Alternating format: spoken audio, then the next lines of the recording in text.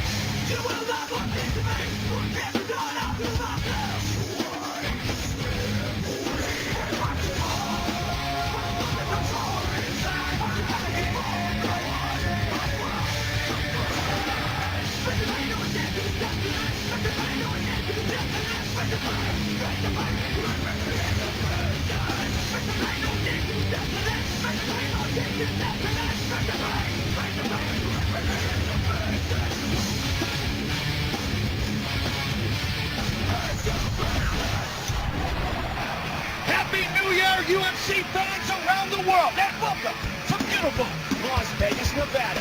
This is UFC 182, Jones versus Cormier, sponsored by Bud Light, the perfect beer for whatever happens. Tonight's SAP is brought to you by UFCEspanol.com. Tonight's broadcast is available in 100% Spanish. Closed captioning tonight provided by Banshee, premiering Friday, January 9th at 10, 9 Central, only on Cinemax. Let's get things started. Hi again, everybody. I'm Mike Goldberg. Welcome once again to the Ultimate Fighting Championship. The war of words for this fight has really gone to epic proportions, not just by the fighters, but some of the things written as well. I like this one. Like, it started as a battle of titanic egos.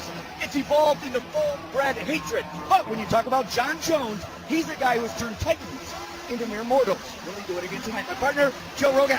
Can we build it up any more than it is already? I don't think we can. What this represents is the highest level competition we have ever seen inside the octagon. In Jon Jones, you have the undisputed light heavyweight champion, the youngest ever champion, a guy who is the consensus pound for pound best fighter on earth.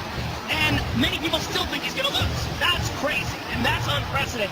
Jon Jones has been truly spectacular in his UFC career, but Daniel Cormier is one of the very best wrestlers who has ever competed in mixed martial arts. He is spectacular, and his UFC career has been nothing short of amazing. So both men have winning streaks of over 10 fights. And tonight, for the first time in UFC history, two guys on that kind of roll are going to meet in the octagon. And of course, it's for the title. Well, both guys are undefeated. No one's ever beaten Jon Jones. He lost because of a disqualification. He lost in a fight that he was dominating, and it was because of this goofy rule about 12 to 6 downward elbows. They are illegal. You have to come at an angle, and I can tell you why, but it would be ridiculous. What you need to know is that these two men have beaten everyone anyone has put in front of them, and done so in a spectacular way. No one knows who's going to win this fight. No one knows how it's going to go down. It is literally that close. Daniel Cormier has yet to lose a round in his professional career. That's outstanding. Not many guys are more outstanding in 2014, though, than Donald Cerrone. Won all 4 of his fights. He's actually on a 5-fight winning streak, taking on unbeaten Miles Jury later. Donald has been focused. He's been disciplined. What he has done is taken all the potential that we saw early in his career and maximized it. Maximized it with spectacular victories over Jim Miller, over Edson Barboza. He has won by submission. He has won by knockout. He's in his prime right now. Miles Jury is a young, promising fighter with amazing potential. He's intelligent. He's disciplined. He comes from a great camp in Alliance MMA, and he believes it's time for him to take the big test and step up and fight one of the best in the world in Donald Cerrone and find out where he's at on the mixed martial arts landscape. If he wins, he'll become not a future contender. He'll become a present contender in his division. Also on the card tonight, 2 extremely entertaining 125-pound fighters. In the flyweight division, Yoji Horiguchi looks to extend his 8-fight winning streak when he faces 4th-degree karate black belt Louis Goodnight Gaudino. And in the middleweight division, Brad Tavares, a semi-finalist on season 11 of The Ultimate Fighter, battles Nate Marquardt, the former top contender in the UFC's 185-pound weight class. Our rules of the octagon. 3 judges scored the bout. The bout duration, 3 5-minute rounds. Tonight's championship fight is scheduled for 5 5-minute rounds. A 10-point plus scoring system is in effect, with the round winner gaining 10 points, his opponent 9 or less, based on effective striking, grappling, aggression, and octagon control. Tonight's UFC 182 is presented in high definition. Man, what a night it has been thus far. Returning to the octagon for the first time since UFC 90, Josh Bergman has a big test ahead of him in the form of Cuban Olympian Hector Lombard. Hector Lombard was a scary guy at 185 pounds. At 170, he's absolutely terrifying. I've never seen anybody throw Jake Shields around like that. He came through that fight with shining colors. My last fight, I got to dominate an experienced fighter at his game. After I defeat Jake, a lot of emotions come through your head. I was like, oh, wow, I belong at this weight. There's a lot of fighters that want absolutely nothing to do with Hector Lombard at 170 pounds. It shows you how tough Josh Bergman is that he accepted this fight as his return fight. I'm lucky enough to get the opportunity to get back into the UFC and show my best. That was always my goal. Bergman has some serious skills. He's got a lot of experience, knockout power, and he's never been KO'd in his career. The experience I have has helped me come to this point at 34 years old where I'm in my prime. A victory over Hector Lombard immediately puts Bergman in the top 10 and puts him right in the hunt for the title. George Bergman, you have to go out of my way. I just want to make a statement. The best of me hasn't come yet. I've done everything I can to be the best mixed martial artist I will be, and you will see that. I'm a fighter and I like to win. It's always being in my mind. Hopefully in 2015 get the belt. I'm back, and I get a second chance at this. I'm much more focused. Timing is now.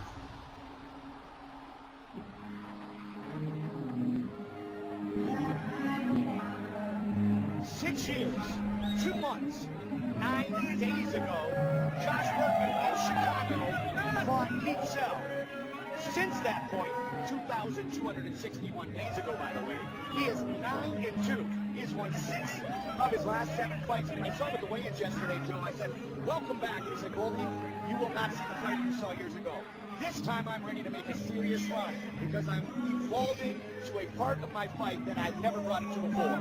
Well, he's maturing as a man, as a human being, and his skills have gotten better without question. I've watched his fights outside of the UFC, other organizations, and one of them where he was the first man to ever choke John Fitch to sleep. I mean, John Fitch was known for his submission defense, for his ability to just withstand chokes. Josh Bergman put a guillotine on him and made him nap. And that's the type of skill that Josh Bergman has. He also has an incredible chin. As we said, he's never been stopped in his career, beaten some big shots. He has very good power in his punches. He's very physically strong. But the most important thing about Bergman is the culmination of all his life experiences, both as a mixed martial artist and as a man. He has reached his peak. Married with the one son named Legend. His second son is due on January 10th, so just a few days, about 7 days away. They've already decided to name him Atlas. Legend and Atlas. Do you think those boys are going to have some high expectations? They're going to get a lot of fights in school. Not that right. But their dad will teach them how to fight. The People's Warrior, Josh Burton. He started as a wrestler, a Brazilian Jiu-Jitsu practitioner. He fought in the Hard Rock against Sammy Morgan in November of 2005.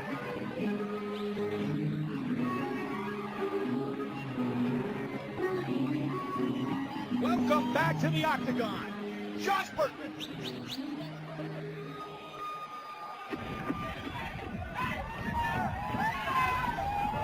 But he faces a very unique and a very daunting challenge in 6th ranked Hector Lombard. If you go to the mixed martial arts dictionary and you look up freak athlete, a picture of Hector Lombard pops up. I mean, there's just no other way to describe this guy. First of all, speed and power off the charts. Add to that spectacular technique. Black belt in judo, Olympian in judo. His knockout power, his ability to land power strikes in mass and volume in quick succession. Very few people like him in the UFC, and he is absolutely terrifying at 170 pounds. This is his ability to swarm guys and put cussing blows on their chest before they can figure out what to do with it. It's like no one else in this division. Tonight, the 41st fight of Hector Lombard's MMA career. For Josh Burton, it's fight number 39. And combined, Joe, these two men have 40 first-round finishes. It's just so rare that a guy is like Hector Lombard that has ridiculous striking power and technique, but also has ridiculous grappling technique. I mean, what he did to Jake Shields, we've never seen anybody do in the Octagon. What he did to Rousimar Palhares, shut down his grappling and beat him senseless. I mean, he is something truly special. Conan Silveira, longtime coach at American Top Team, said about Hector Lombard, unparalleled work ethic, perfect MMA mindset.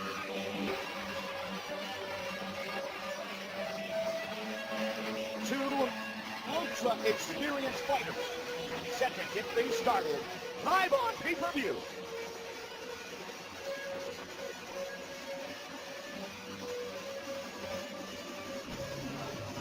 Our tale of the tape for this welterweight fight is brought to you by Banshee. Premieres Friday, January 9th at 10, 9 Central, only on Cinemax. 36-year-old Lombard against 34-year-old Burton. Everything else is virtually identical. Now to get things started, Bruce Buffer. Ladies and gentlemen, the time is now. We are live from the MGM Grand Garden Arena in Las Vegas for UFC 182, presented by Bud Light, the perfect beer for whatever happens. And now, this fight is 3 rounds in the UFC welterweight division. Introducing first, fighting out of the blue corner, an American Jiu-Jitsu fighter holding a professional record, 28 wins, 10 losses. He stands 5 feet 10 inches tall, weighing in at 171 pounds. Fighting out of Draper, Utah, Josh, the People's Warrior, Burkman. And now introducing his opponent, fighting out of the red corner, a mixed martial artist holding a professional record, 34 wins, 4 losses, 1 draw, 1 no contest. He stands 5 feet 9 inches tall, weighing in at 170 and 1/2 pounds. Fighting out of Coconut Creek, Florida, by way of Kansas, Cuba, Hector Lightning Lombard. And when the action begins, the referee in charge, John McCarthy. Big John McCarthy, our referee for this welterweight matchup. Vanessa, Chrissy, Brittany, our entire crew, set to get things started here in Las Vegas. Burton and Lombard, here we go! Tonight's fight block brought to you by Bud Light, the perfect beer for whatever happens. Right away, you see Josh Burton utilizing a lot of movement. You definitely don't want to stand right in front of Hector Lombard. Ooh, the size of the legs, the southpaw. Right hand landed by Burton. Burton in the black trunks. Right away, Burton gets Lombard's respect with that right hand. Training in Utah, born in Salt Lake City, Jason Rutledge, and the pit elevator. First, Yeah, he's looking for that right hook. Got a very nice right hook. and he has no problem switching his stance early back and forth. Goes up high. Wants to make Lombard think and hesitate. Very important. When Lombard gets rolling and he gets loose, that's when he's terrified. Many a UFC veteran here has recent good fortunes. Aaron Simpson, Gerald Harris, of course. Joe talked about John Fitch. Man up the middle. Burton's looking very composed so far. Lombard gets him over her, gets him off the ground. Josh up. Josh tagged him again. Tagged him with a right hand. That right hook has found the hole. Good start for Josh Burton. Looking very smooth so far. And again, good knowledge of where he is at all times. Not allowing himself to get backed up against the cage. He gets to it, throws a feint or two, moves side to side, and that's what he's got to do. Lombard pressing the action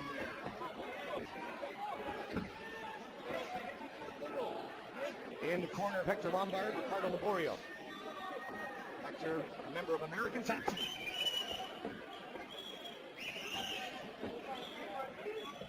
His teammate Robbie Lawler's a He found that one! Short right hook there by Hector. Good leg kick by Hector. And again, Another leg kick. Burton right in there, though, right in the pocket. Switching his stance again. That low kick. Generally sets up a strike with the hands. Just missed. Midway point of round one. So far, Burton is showing good defense, Mike, which is also very important. Catching a lot of those punches on the elbows, shoulders, forearms. Lombard saw that one coming. Misses with the lead right hook. And we've talked about it pretty much every Hector Lombard fight. He's got such a muscular frame. How does that affect his cardio? Against the guy who trains at altitude in Utah. Hector's been very efficient with his energy so far. He's looking for openings. This is a very fast pace. It's a very dangerous chess match right now. 90 seconds. Now left in the first.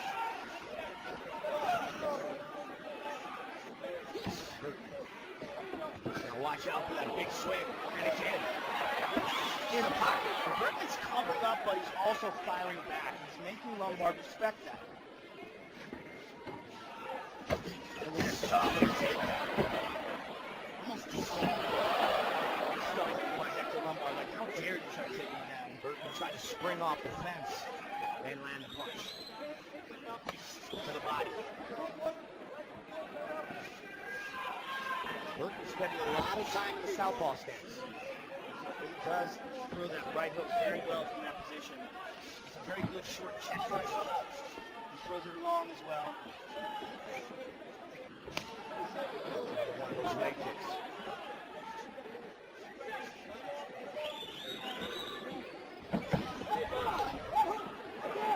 Lombard has certainly been the man who advanced for the better part of this first round. He got tagged with that left hand. Burton did, rather. Lombard caught him with a short left hand in that exchange. Burton tried to get one into the body late in the round.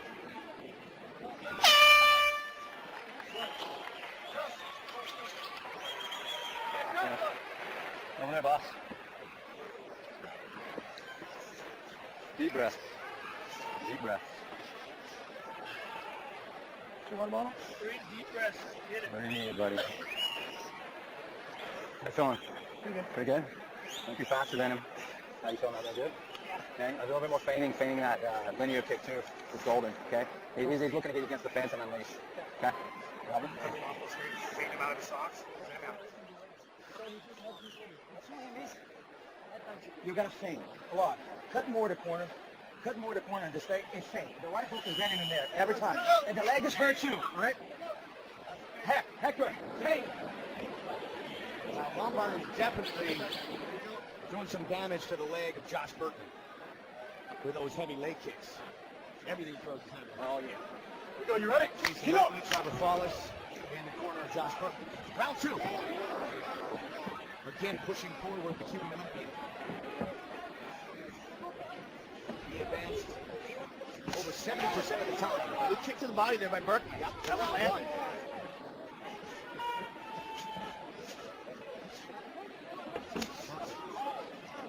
From the unorthodox stance, not smart. Good right hook there by Lombard. Good left hand by Lombard. Berkman right hand by Berkman. Berkman firing back. He backed away. Oh, caught him coming in. Good right hand by Berkman. Again, the left hand by Berkman. Some blood from mouth of Hector Lombard. He's landing. So is Lombard. Both swinging hard.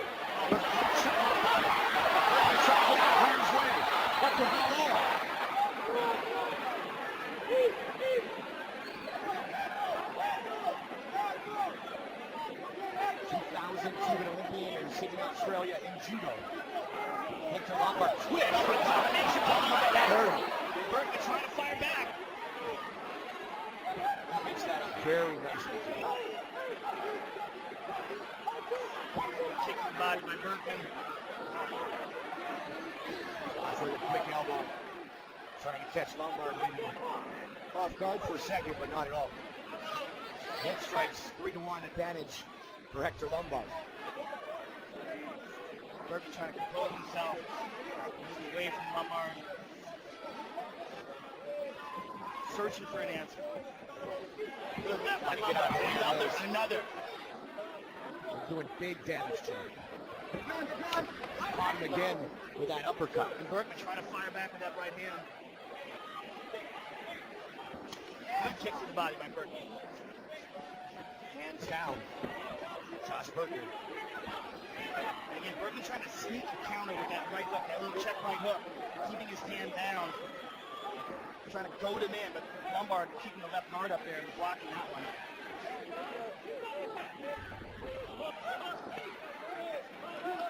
Just past the midway point of the fight. Berkman back in the UFC for the first time in over 6 years.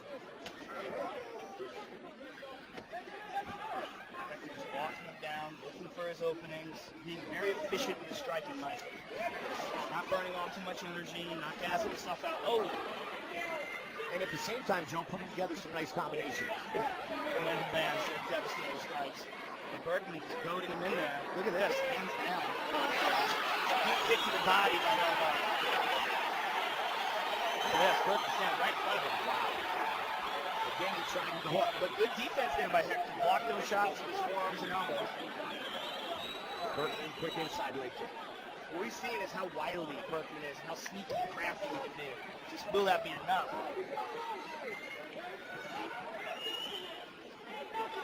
Oh, big shot by Lombard. And Berkman backing away.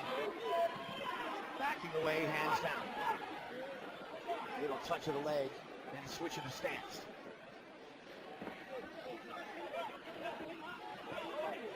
Lombard is landing some heavy strikes, especially some of those uppercuts.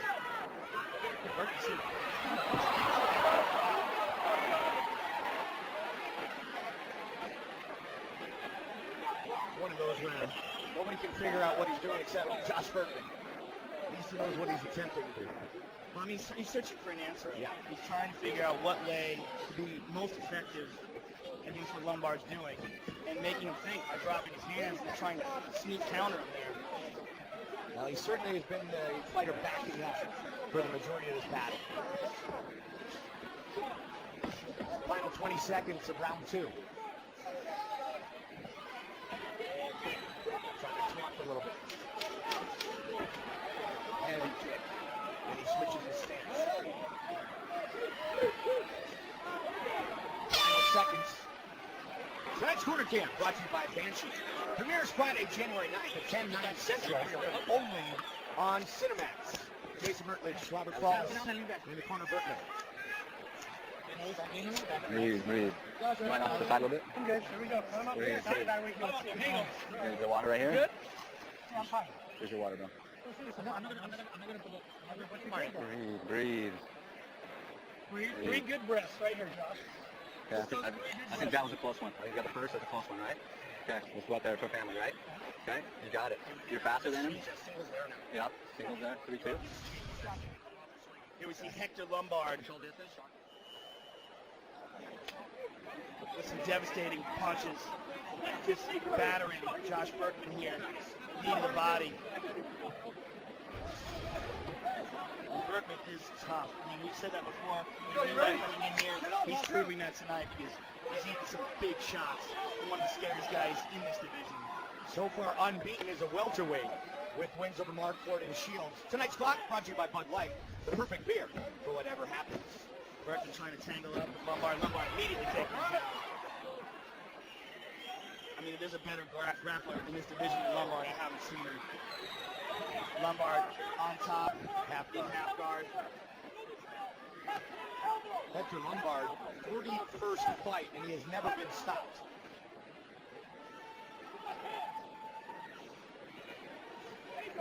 First takedown of the fight. Good utilization of the half guard to hold on and try to at least stifle the offense of Hector Lombard. He's doing a good job of that. Trying to control the posture, but Lombard's trying to pass now. Trying to sneak that right leg out, pressing down with the left shin and instep, pulling that right leg out from between the legs, and Burton desperately trying to keep it there. Defensively, he goes from lockdown, tries to hold on to it. It's almost out now. And if Lombard's out now, he's inside control. Now Burton's in a terrible place. That'll work. Here we go. Burton's right now is also trapped. You see how Hector pressing down, which Burton got the right arm free. But Hector is on top, inside control. Burton's trying to scramble. Hector's going to get to his back. He may go flying in here. See what happens. Saw Ricardo Laborio giving instructions to his fighter, Hector Lombard. Good job at Burton getting up here. Very nicely done. 3 minutes remain. Heavy leg kick. Burton's legs are all kind of beat up. Some serious welts. You can see it right there as he backs up into our camera view. Good combination there by Hector. Trying to pour it on. An uppercut over the top. Big shots by Hector. Great dirty boxing. Burton's taking. Lombard doing a great job in those clinch situations. Burton is a durable cat. I'll tell you what. This Hector was hitting him with some bombs. Is that low? You all right? Come on, fight. The battle continues. What's that, Josh? Again with that uppercut kick. Big swing on this by Burton. Hector gets a hold of Josh Burton's neck, and he has continuously utilized a strong uppercut to score.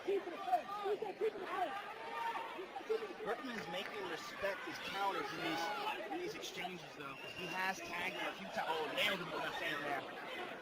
And again, and that uppercut again. Burton trying to fire back.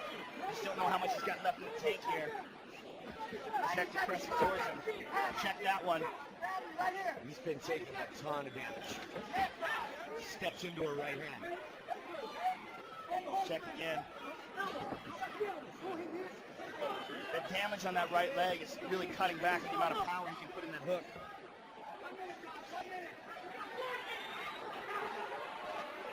Come on, go. 1 minute. Josh Burton has to know he's got some work to do here. I mean, he's got to knock him out. That's the only he's ever been stopped. Good right kick again. Left kick to the right leg. Josh Burton. He's limping on that leg now. It's all kinds of welted up. Look at that, Joe. That is nasty. Burton up the middle. This great train that is Hector Lombard. It's going to be tough to stop here in the final 30 seconds. But what I'm enjoying watching from Hector is his patience. I mean, he's recognizing that Burton is always wily and dangerous, and he's fighting a very calculated yet effective fight. And he's not throwing every punch looking for the home run. So he conserves his energy with good combination. And good defense as well, blocking a lot of the shots. Look at that. See? Beautiful defense there by Lombard. Oh! They go the distance. Hector Lombard and Josh Burton. An excellent performance by Hector Lombard and a really just a display of toughness and craftiness by Josh Burton. But he just did not have the tools to keep that monster off of him.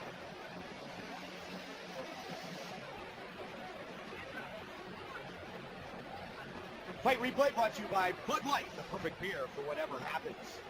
And we see the takedown by Hector Lombard, just outstanding grappling. We saw a lot of this, a lot of heavy leg kicks from Hector. There's a right hand to the ear. A beautiful right uppercut. And one of the more impressive things is the fact that Hector never got tired, never stretched himself out, just fought a very calculated fight. Continues to get better and better. Having his first UFC fight since 2008.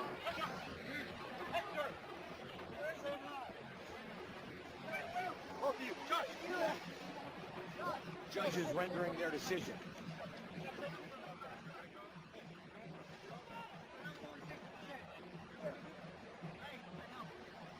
We are set for our Metro PCS judges call. Metro PCS nationwide 4G LTE, riding on the T-Mobile network for $40 period. And here is Bruce Bumper.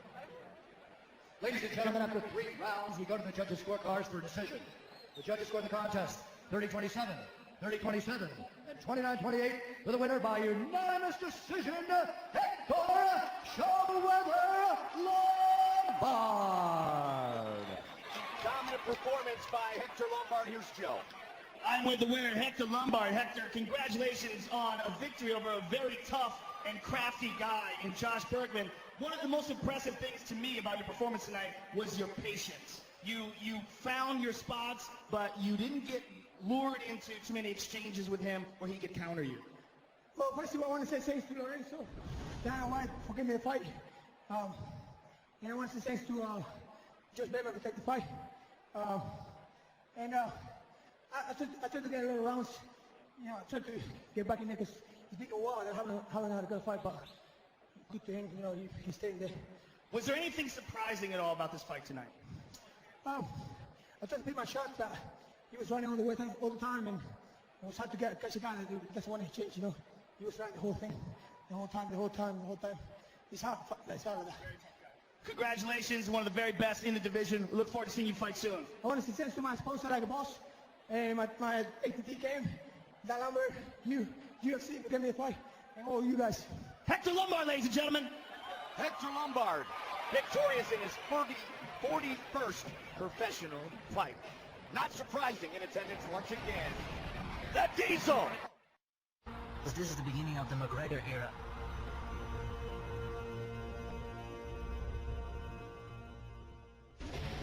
January 18th, the Octagon returns to Boston, Massachusetts. In the co-main event, former UFC lightweight champion Smooth Benson Henderson fights Eddie Alvarez.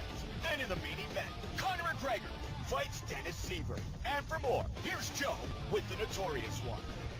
I am joined live via satellite with the hottest property in MMA today, Conor McGregor. Good to talk to you, my friend. You're slated to face Dennis Seaver January 18th in Boston. How has training been, and how much are you looking forward to this fight? Yeah, training has been exceptional. I feel like every day I feel like I'm getting better. Every day I get looser. Every day I get more fluid. Every day I get more controlled.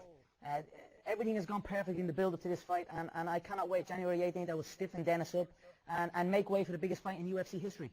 Now, that is the only thing that people are concerned with when it comes to, you have this fight, a big fight with Dennis Seaver, who's a very dangerous fighter, but they're already talking about if you win a fight with Jose Aldo. Is it possible to look past a guy like Dennis Seaver, and do you see danger in that, and have you prepared for that? Of course, many people have done this before. They have looked past their opponent, but I said it before, I am not looking past him, I am looking through him. This has been my approach the whole time. I say what I am going to do to my opponent, and map out what is next. It is no different. I've been doing this since I stepped foot inside the octagon. The only difference now is, previously, my previous opponents were supposed to beat me. Dustin was supposed to beat me. Brandel was supposed to beat me. Holloway was supposed to beat me. Brimage was my first UFC caliber. But now, and I came through. The only difference here is now everybody expects me to win. So I am grateful that the fans see what I see now. So they are seeing the clearer picture now, that there is nobody that can stand in my way. And that is the way they see Dennis, the same way I see him, that he does not stand a chance. And it will be the same outcome when myself and Jose face off. He will not stand a chance, and the fans will see that as well. I believe I will be the betting favourite I believe I will be the favourite on all of these future contests. I certainly feel that way. Now, Conor, you've been on an unprecedented meteoric rise towards title contention. What has this been like? Has the pressure been overwhelming? Has it been something that's easy? Is it something you expected all along and prepared for? This is the nature of the beast, Joe. Some people can handle it and some people cannot handle it. I am one of those individuals that can handle it. I enjoy pressure. I enjoy giving the illusion of pressure to the people watching. It spurs me on, or I don't know. It gives me energy. I feed off of it. So I am one of the lucky ones, I guess. But I am taking it in my stride, and that is it. If you win this fight, the talk is a huge bout for the title in Dublin. Give us your thoughts on that and how crazy that would be. You versus Jose Aldo in your home country. It's exactly, I mean, I could say it's a dream come true, and it is a dream come true, but it's exactly as I said it was going to be. I said football stadiums, I said world titles. This is what I said, and this is what is happening. So it's a beautiful thing when you have the ability to predict the future, and that is what I feel I have. So January 18th, I feel I will stop Dennis Sierra inside 2 minutes. I have ran through some scenarios. I cannot see him escaping the first 2 minutes. He is a seasoned veteran. He's a kickboxing expert, a taekwondo expert, but he's my most experienced competitor that I have faced, but I feel under 2 minutes it will take me to dispatch of him. And then again, it will make way for the football stadium in Ireland. It's a beautiful thing to be given back to the Fertitta enterprise, to Uncle Frank, to Lorenzo, to Dana, these people who have looked after me. I'm giving them their biggest gate, their biggest show, the biggest fight in UFC history, coming from me, not coming from Jose, it's coming from me. So it will be an honor to bring the UFC spectacle to my home country once again, set records, blow the gate out of the water, and raise the gold in my hometown. Well, Conor, I am enjoying watching you fight. I'm enjoying your predictions. I'm enjoying the competition, and I'm going to enjoy you facing Dennis Siever on Sunday, January 18th. And if successful, a fight against Jose Aldo in Dublin, I will be there, sir. Good luck to you. Thank you, sir. When successful? Under 2 minutes. When successful. You heard it there. Conor McGregor, ladies and gentlemen. Conor McGregor lacks no confidence, to say the least. This is UFC 182. Jones versus Cormier, sponsored by Bud Light, the perfect beer for whatever happens. Louis Gaudino has been described as a flyweight with a heavyweight heart. And tonight, he's set to fight Kyoji Horiguchi in a battle of rapidly rising stars.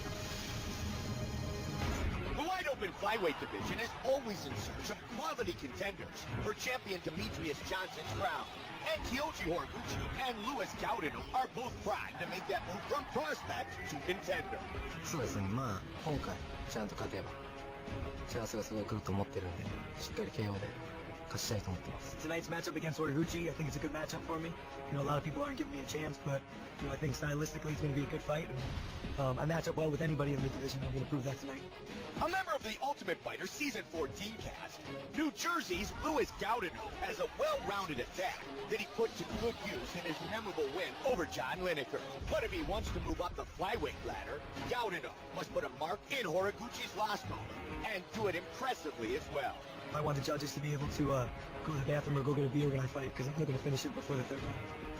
One of the most highly touted young fighters to emerge from Japan in years, Kyoji Horiguchi debuted in the UFC in bantamweight, but after his win over Dustin Pang, he moved to flyweight and made an immediate impact, defeating Daryl Montague and John Delos Reyes to set up tonight's showdown with Gaudino. でまあこのでかいラスベガスという会場でしっかり KO で勝って名前を打って、しっかりベルトも取っていきたいと思うので、これから堀口教授を見ててください。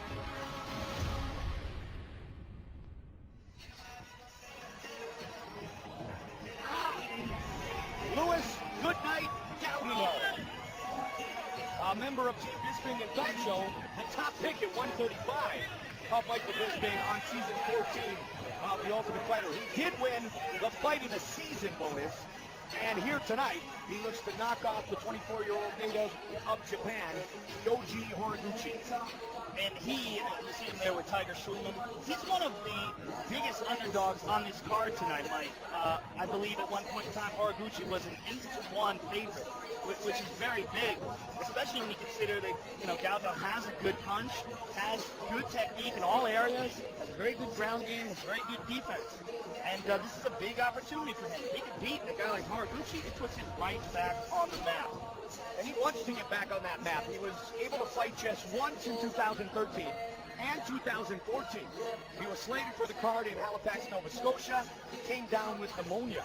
So this is not only a great opportunity for Gaudineau to start 2015, but to try to get himself on a roll here in the flyweight division. Louis, good night, Gaudineau.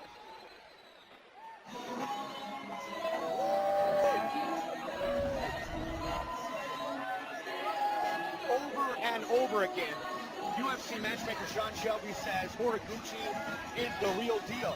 And tonight here in Las Vegas is a real great opportunity for him to showcase all the talent that the two experts have seen out of him already.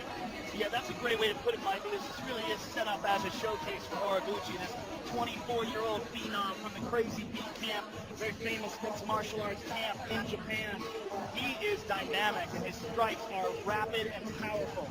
Very, very excellent striker, very aggressive striker, and he's just a really exciting guy to watch. He makes things happen inside the octagon, takes a lot of chances.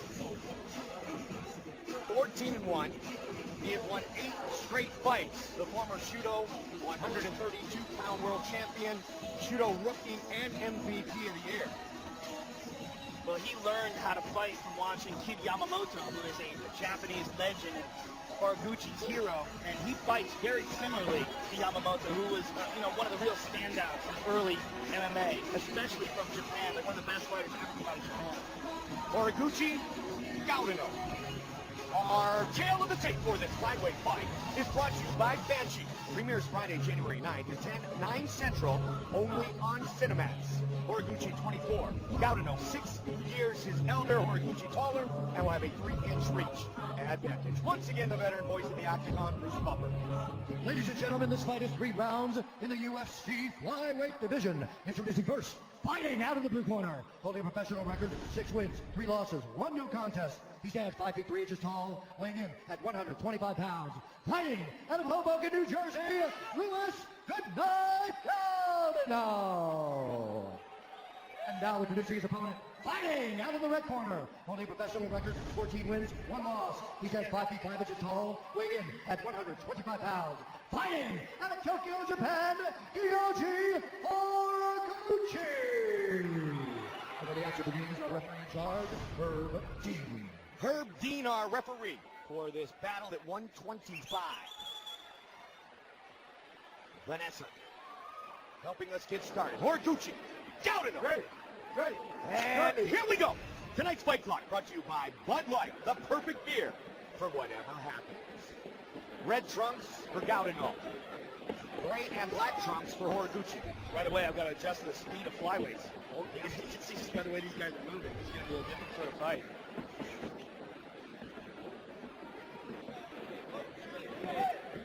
Nobody with better movement at 125 than Demetrius Johnson. You can say nobody in all of MMA. I was just going to say that, Joe. You can say in all of MMA. Yeah. The only thing that's holding that guy back is the lack of opponents that are on his level. Yoji Horiguchi would like to change that. Make a statement here tonight. Put himself in title contention. Good turn by Gaudineau. I think the thing about a fight like this for a guy like Gaudineau is if he can rise to the occasion, if he can step up to the level of skill that Horiguchi has, knowing that he's got a dangerous guy like this in front of him, knowing what a big opportunity this is. A lot of times, this makes fighters fight at their best. You get to see what they're really, truly capable of. Huge upside to a victory from Gaudineau, especially with the real inactivity of the last 2 years. Oh, nice right leg kick by Gaudineau. He's certainly aggressive early. 90 seconds in. Horiguchi, as we mentioned, 14-1. Part of the Crazy Bee team in Tokyo. Southpaw stance. He switches up quite a bit. He's capable of knocking you out with either hand, either stance. Gaudineau trying to find a range there. Good kick to the body, blocked by Gaudineau. The fight's very loose, Mike. Low hands, a lot of movement, but leave some openings like that. Oh, flying knee attempts. And the clinch. Gaudineau pushing forward again. Gaudineau very aggressive, Mike. Got caught that time. Slipped under. And again with the kick. You can see the game plan of Luis Gaudino is to strike first. Well, his issue in the past that he's had with fighters has often been the grappling aspect. In this fight, this is more of his wheelhouse, fighting a guy like Horiguchi. You got one guy who's a 4th degree black belt in karate, the other 2nd degree black belt in karate. Depending on where they're getting their belts, they're probably very even in the striking. At least it looks like that so far. Just missing with the left. Gaudino's looking very good so far. Very good. More of a classic stance, getting his hands up defensively, and being very aggressive. The loose sort of movement for Horiguchi. There's a nice kick from Horiguchi. Gaudino caught him at the counter, kick to the body. So good start for Gaudino with the spin.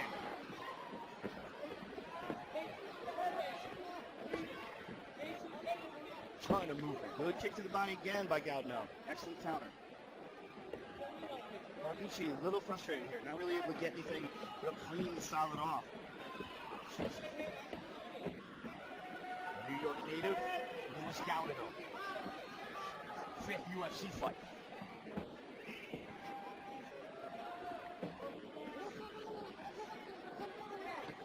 Horiguchi again trying to connect. Good defense by Gaudino, but a front kick got through. Under a minute. Again, if you look at the way Gaudino's holding his hands, tucking his chin, that's the way he teaches guys. And you never teach anybody to move like Horiguchi. Good kick to the body. Very nicely done. Maybe the best strike he's landed.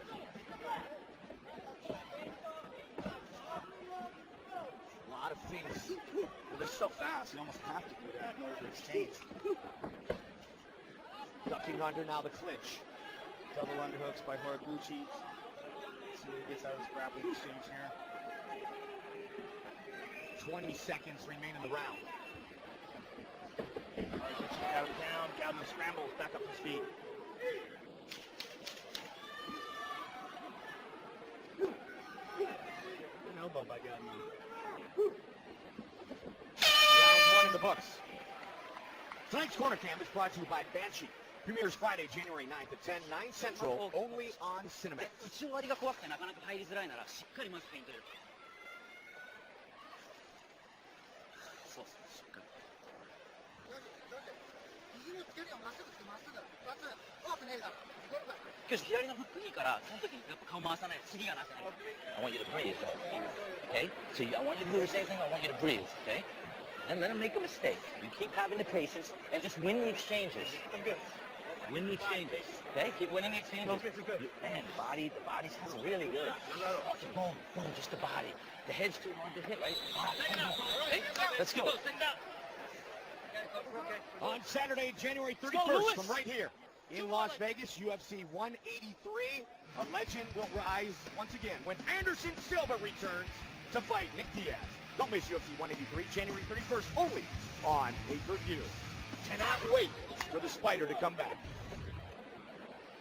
Round 2. You heard the corner of Gaudino very pleased with the first 5 minutes.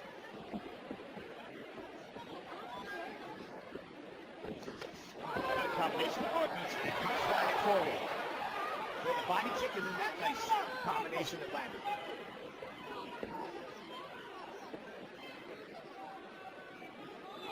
Horiguchi looking for another opportunity to strike. Very unusually wide stance by Horiguchi.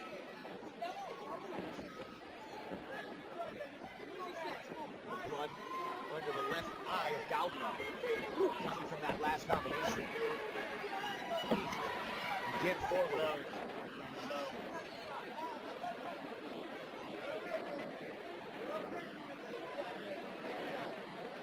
Well, good to go.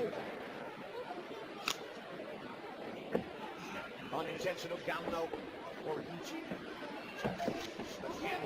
In and out combination. Fast combinations. Gaudino's doing a good job avoiding a lot of them. Like, look at this arm triangle from the bottom. Look at this. Look at this. Lock it in. Gaudino capitalized on that very quickly. He's letting it go, but he still has the position. Let it go. Very difficult to get that, and with that, the blade of the hand, because of the gloves, it's very hard to sink it in tight. The gloves kind of get in the way. It's very difficult to get that if you're standing anywhere. You gotta have like a real black belt level squeeze. Horiguchi putting Gaudino on the fence here.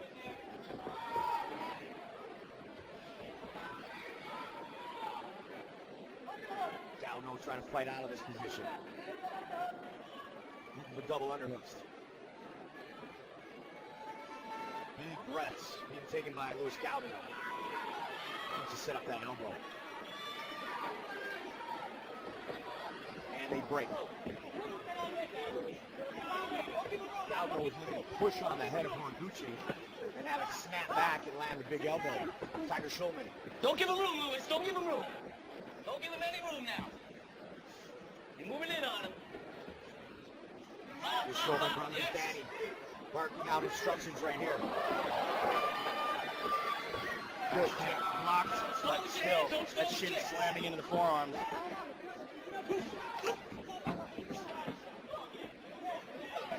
Two minutes remain in round two.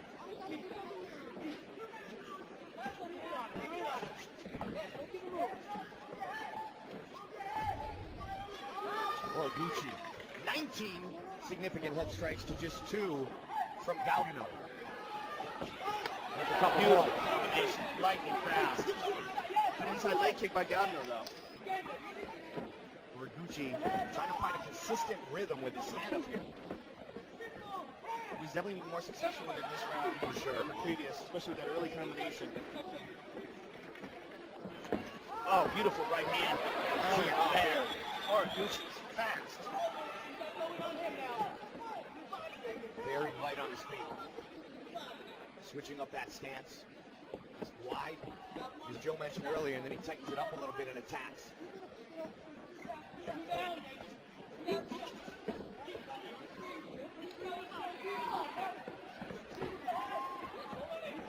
Something catching.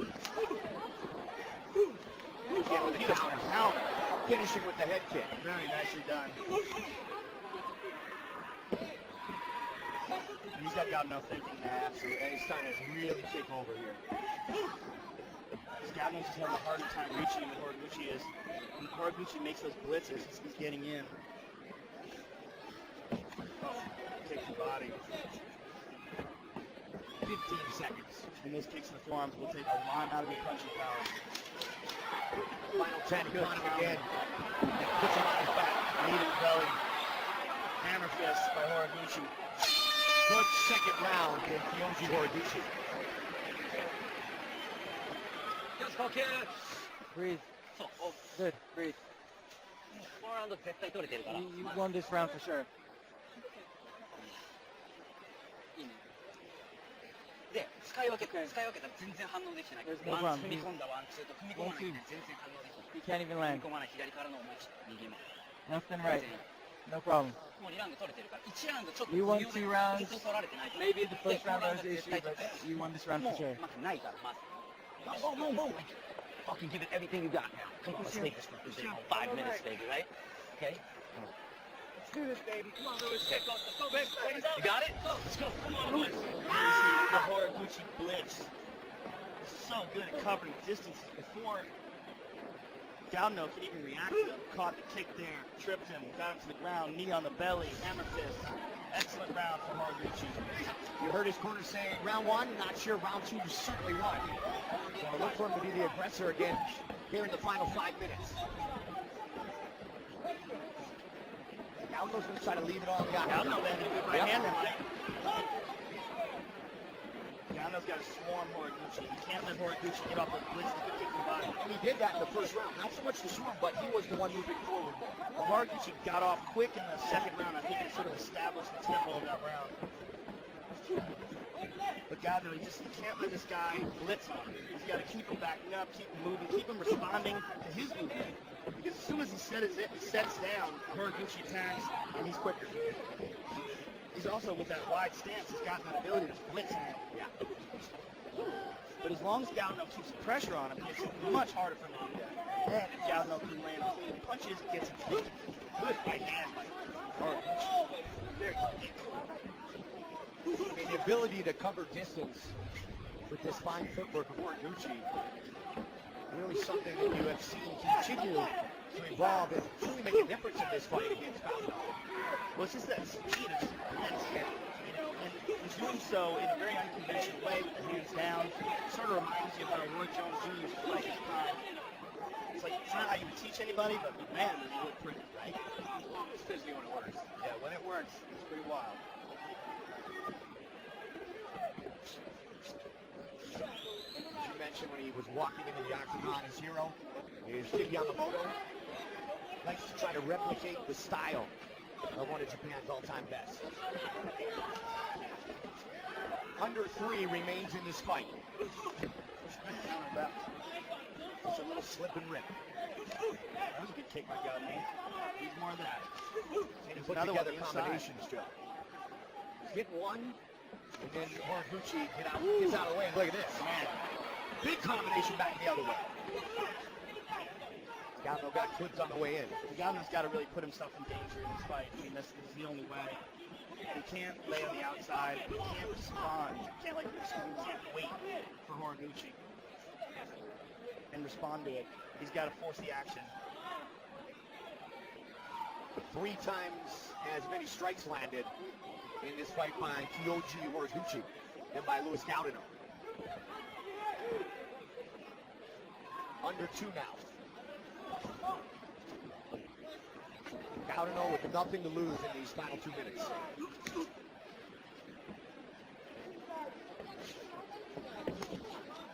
Again with that great forward movement, that explosion. Horiguchi. Horiguchi's is so fast. He's so impressive. They both kick, and it continues. It looks like Gano might have gotten low on that one.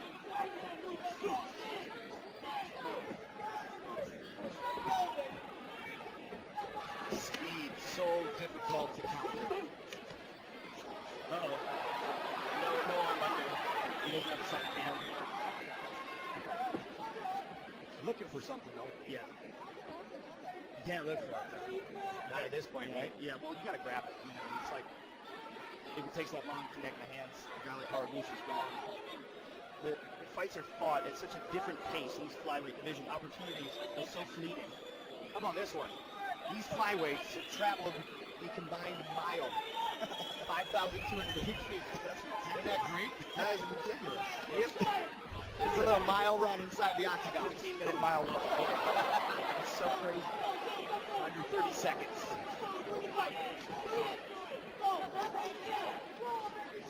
Aldo trying to stay in it for these 15 minutes, but Horiguchi is too solid here tonight. Horiguchi just a step. Gano tries to close the distance. Horiguchi ducks into that punch like it's coming out of a slow motion. They go the distance. Horiguchi and Gaudino. Gano put forth a good effort in that first round, Mike. It was once Horiguchi sort of figured out what was the best strategy or the best application of his techniques, he really started putting on a show in that second. And then in the third round, continued outpointing Gaudio. But still, it'd be really interesting to see a guy who's more technically sound, like Mighty Mouse, who is just as fast. Fight replay, Joe, brought to you by Bud Light, the perfect beer for whatever happens. And here we see the speed of Horiguchi, just that blitz speed, the karate blitz. And here's another one. Now we're going to listen to a shot in real time, so you get a sense of the speed.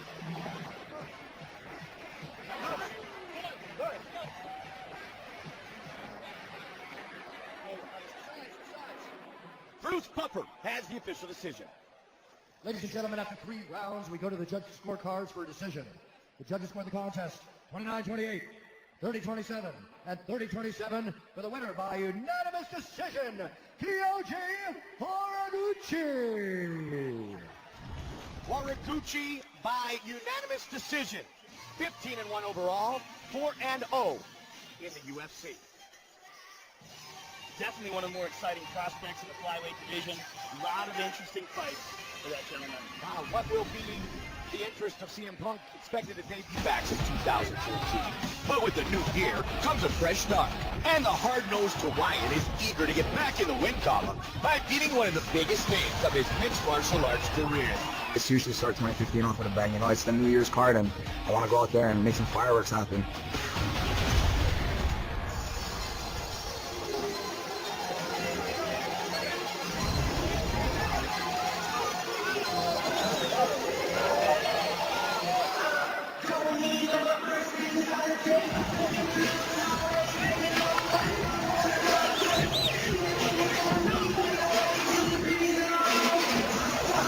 Nate the Great Marquardt has had a long and illustrious career in mixed martial arts, which includes King of Pancrase title, former Strike Force welterweight champion.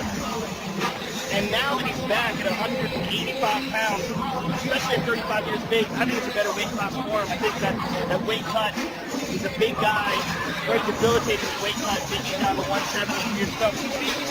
Very skillful on the ground and on his feet. Possesses knockout power, and has some big wins over some big names. The victory over James DeLuna in his last bout, as he said, was a real confidence booster. Before that, he had two devastating KO victories in a row against Hector Lombard and Jake Ellenberger. Nate would really like to get back on track at 185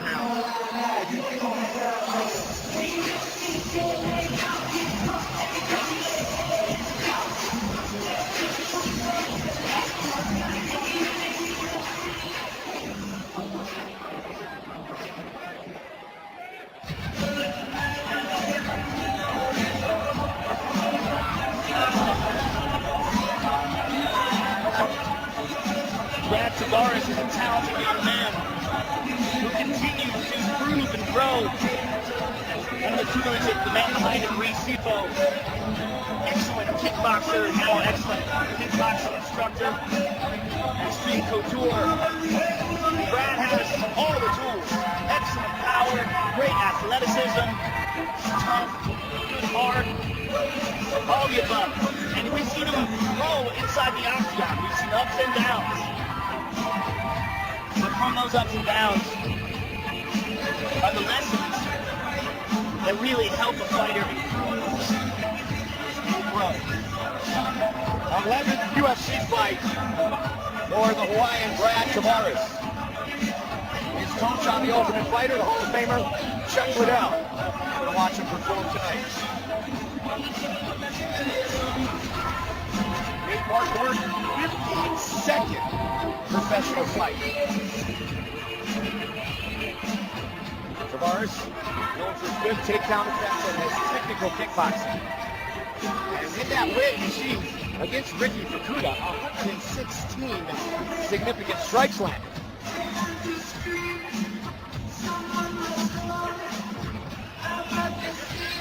Our tail of the tape for this middleweight matchup is brought to you by Banshee.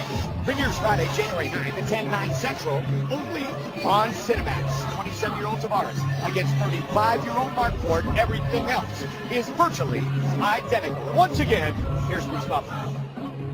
Ladies and gentlemen, this fight is 3 rounds in the UFC middleweight division. Introducing first, fighting out of the blue corner, holding professional record, 36 wins, 13 losses, 2 draws. He stands 6 feet tall, weighing in at 185 1/2 pounds. Fighting out of Denver, Colorado, presenting the former Strike Force welterweight champion, Nate the Great Marquardt. And now introducing his opponent, fighting out of the red corner, holding professional record, 12 wins, 4 losses. He stands 6 feet 1 inch tall, weighing in at 185 pounds. Fighting out of Las Vegas, Nevada, by way of Honolulu, Hawaii, Brad Tavares. And with the action begins, your referee in charge, Yves Levine. Yves Levine, our referee. Vanessa, Chrissy, and Brittany here tonight. You ready, sir? Ready? Fight! Tonight's fight card brought to you by Bud Light, the perfect beer for whatever happens. Blue trunks for Brad Tavares. Black trunks for Nate the Great Marquardt. 18th UFC fight for the former top contender in the UFC's middleweight division. Went and won a title at 170 strike force, but returned to 185. Yeah, just did not enjoy that weight cut. And just felt like it was taking too much out of his body. Good inside leg kick by Tavares. They often say, Joe, that when you're fighting at like 170 or mark, you're training to make weight, not to prepare for a fight. And he is still a big 185 pounder. Well, he felt like it diminished his ability to take punches as well. I mean, it's one of the most unfortunate aspects of this sport is the weight cuts. Just doesn't seem to be any way around it at this point. His first 14 UFC fights were at 185. And of course he is again tonight. Good inside leg kick there by Nate. Marquardt coming off a performance tonight in New Zealand against James Deruna.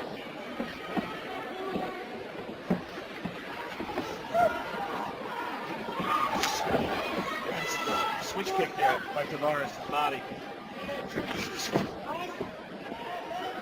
Tavares training right here in Las Vegas for this fight. Nice inside leg kick by Nate. A lot of power on that. Marquardt, born in Wyoming, he's been in Denver for years. With the Elevation Fight Team as it is now. Marquardt is amongst the all-time leaders in middleweight wins in the octagon as Tavares pushes forward nicely. Yeah, excellent combination there by Tavares to set up that leg kick. Press back with the punches and then landed a very nice leg kick. They're feeling each other out here with the ropes. Both men with significant knockout power.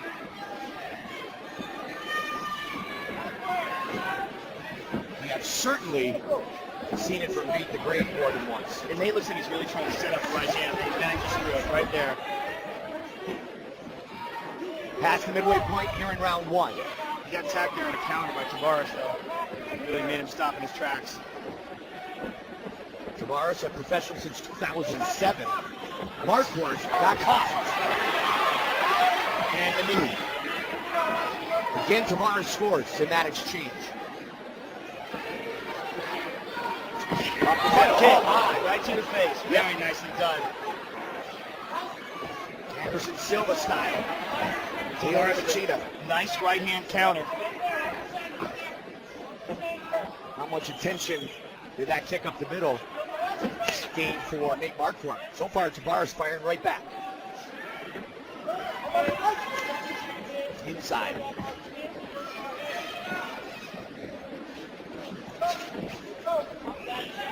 Marquardt debuted professionally 3 days before he turned 19 years old back in 1999.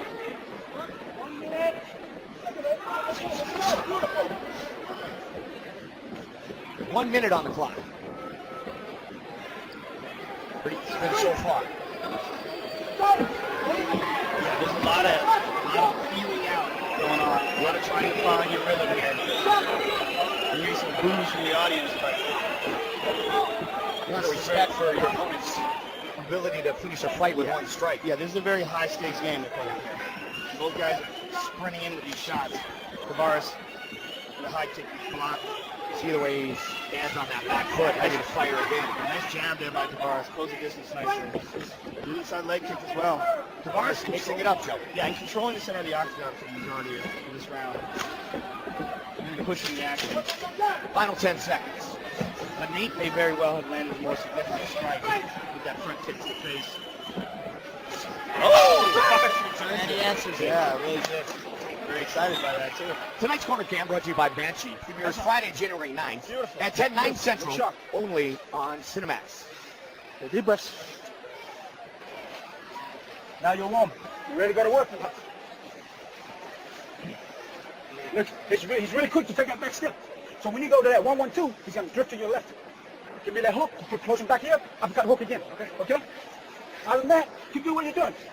Let him, keep your eyes wide open. He's occasionally sneaking that right hand, okay? Not many better to give striking advice from that man. From time to time, okay? No doubt about it. Other than that, you'll break. The all-time great as a kickboxer. He's an outstanding coach as well, Ray Suso. Okay, Nate, listen to me. Work at transitions, put this on the ground, okay? All right. Shot. And here's that front kick up the face by Marquardt. Boom. Right under the chin. And the end of the round, Tavares returns the favor. How good is that? Yeah, I think it looks like Marquardt's like a little cleaner, but Tavares is very excited that he was able to return it. Either way, they both got kicked in the face. Tavares in the blue, Marquardt in the black. Tavares very methodical and effective with his stand-up game thus far. Not getting crazy, not getting wild. But landing combinations on frequent occasions. Oh, he caught that kick coming in. Nate's trying to get it down. Good scrum by Tavares, very nicely done. Pushes him away. Good defense. And it looks like Nate ate that kick on the way in, or a knee. That's what I was thinking too, Joe. Yeah. And he was on his way in, as you said.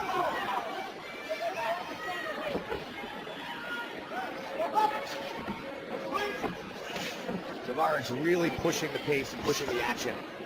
He's the one moving forward so far in the majority of this fight. And there you see the numbers. Just got out of the way. But that front leg is starting to get pretty battered. And that was an issue in the Tarek Safdie fight, and I'm sure that's probably part of the strategy that Ray's employing here tonight to Brad as a coach. That one was a lot like Jose Aldo Uriah Faber. It was hard to watch by the end. Yeah, it was brutal. Safdie battered that left leg of Nate Marquardt. And Tavares having good effect with the inside leg kick as well as the outside.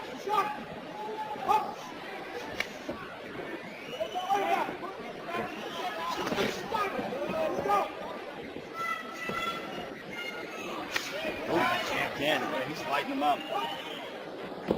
Heavy leg kicks from the Hawaiian. Oh, nice jab. And again and again. Wow. Tavares is really finding his rhythm this round, Mike. And Joe, Nate's not a guy who often switches his stance, but he might be forced to do so here sooner than later. Yeah, he is eating jabs, too. Starting to get a lot of swelling under the eyes. That movement, he's trying to shake it out now, but that movement suffers with the damage to the leg. Yeah, it's a little awkward the way he's walking. And Tavares is probably just waiting to land another one.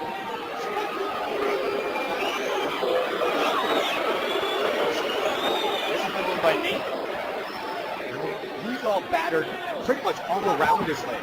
Both sides, we can see some swelling and redness in the back of the leg. Yeah, he's definitely been diminished. He's checked it, but he absorbed it. Yeah. I mean, checking is not fun unless you catch it the way Chris Weidman did with Anderson. So look at this, Nate landed a couple. Sugarfoot ring in the corner of Brad Tavares.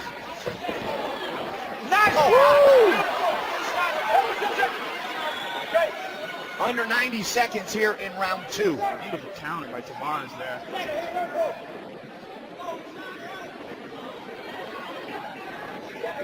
Seven-time King of Pancrase, Nate Marquardt, 35 years old.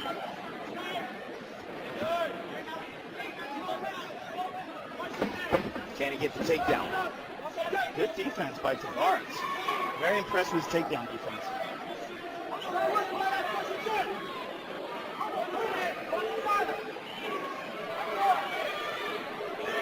Juan Anderson Silva back in November of 2003.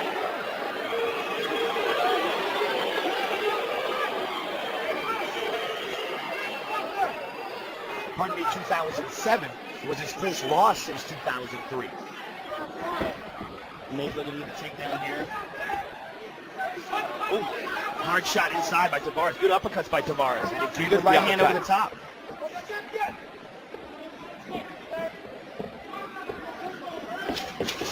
That jab. Very, very nice jab by Tavares. Lightning quick. Lightning quick, not telegraphing at all, and closing the distance. Highly effective. Very good round for Tavares. You want to sit, Nate? Okay. Listen to me. Breathe. Listen to me. I need you to initiate a little more here, okay? I need you to initiate the action. Also, Nate, it's too single-driven. I need combos, you owning the center and working more forward. Right hand tight. Occasionally, if you feel like he's going to step up that too, can you there, Hayek? Okay? That's right. You're ready to go. Your cardio's straight. You're ready to be a little desperate. Okay. Hey, my knees are working up. Look at this jab from Tavares. Ha! And here's a nice leg kick from Tavares as well. That one partially checked. And there's a nice takedown. Thank you. By Tavares. Great takedown defense by Tavares as well. Great in the scramble. He's showcased that skill in previous fights. Really looking good in quick punches. Nice jab and a nice uppercut by Tavares as well. He's picking up the pace here early in round 3.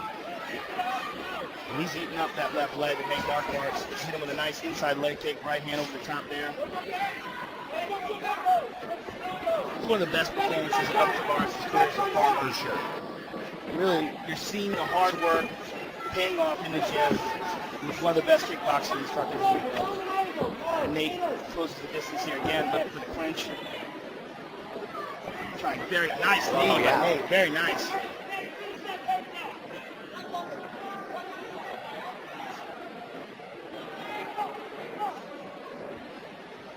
Nate's trying to drop down here. Good defense by Tavares, and we've seen that all night from him. He's handled these situations very well.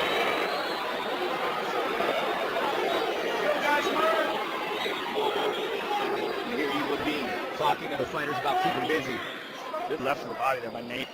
Looking for that liver shot. Back to the center they go.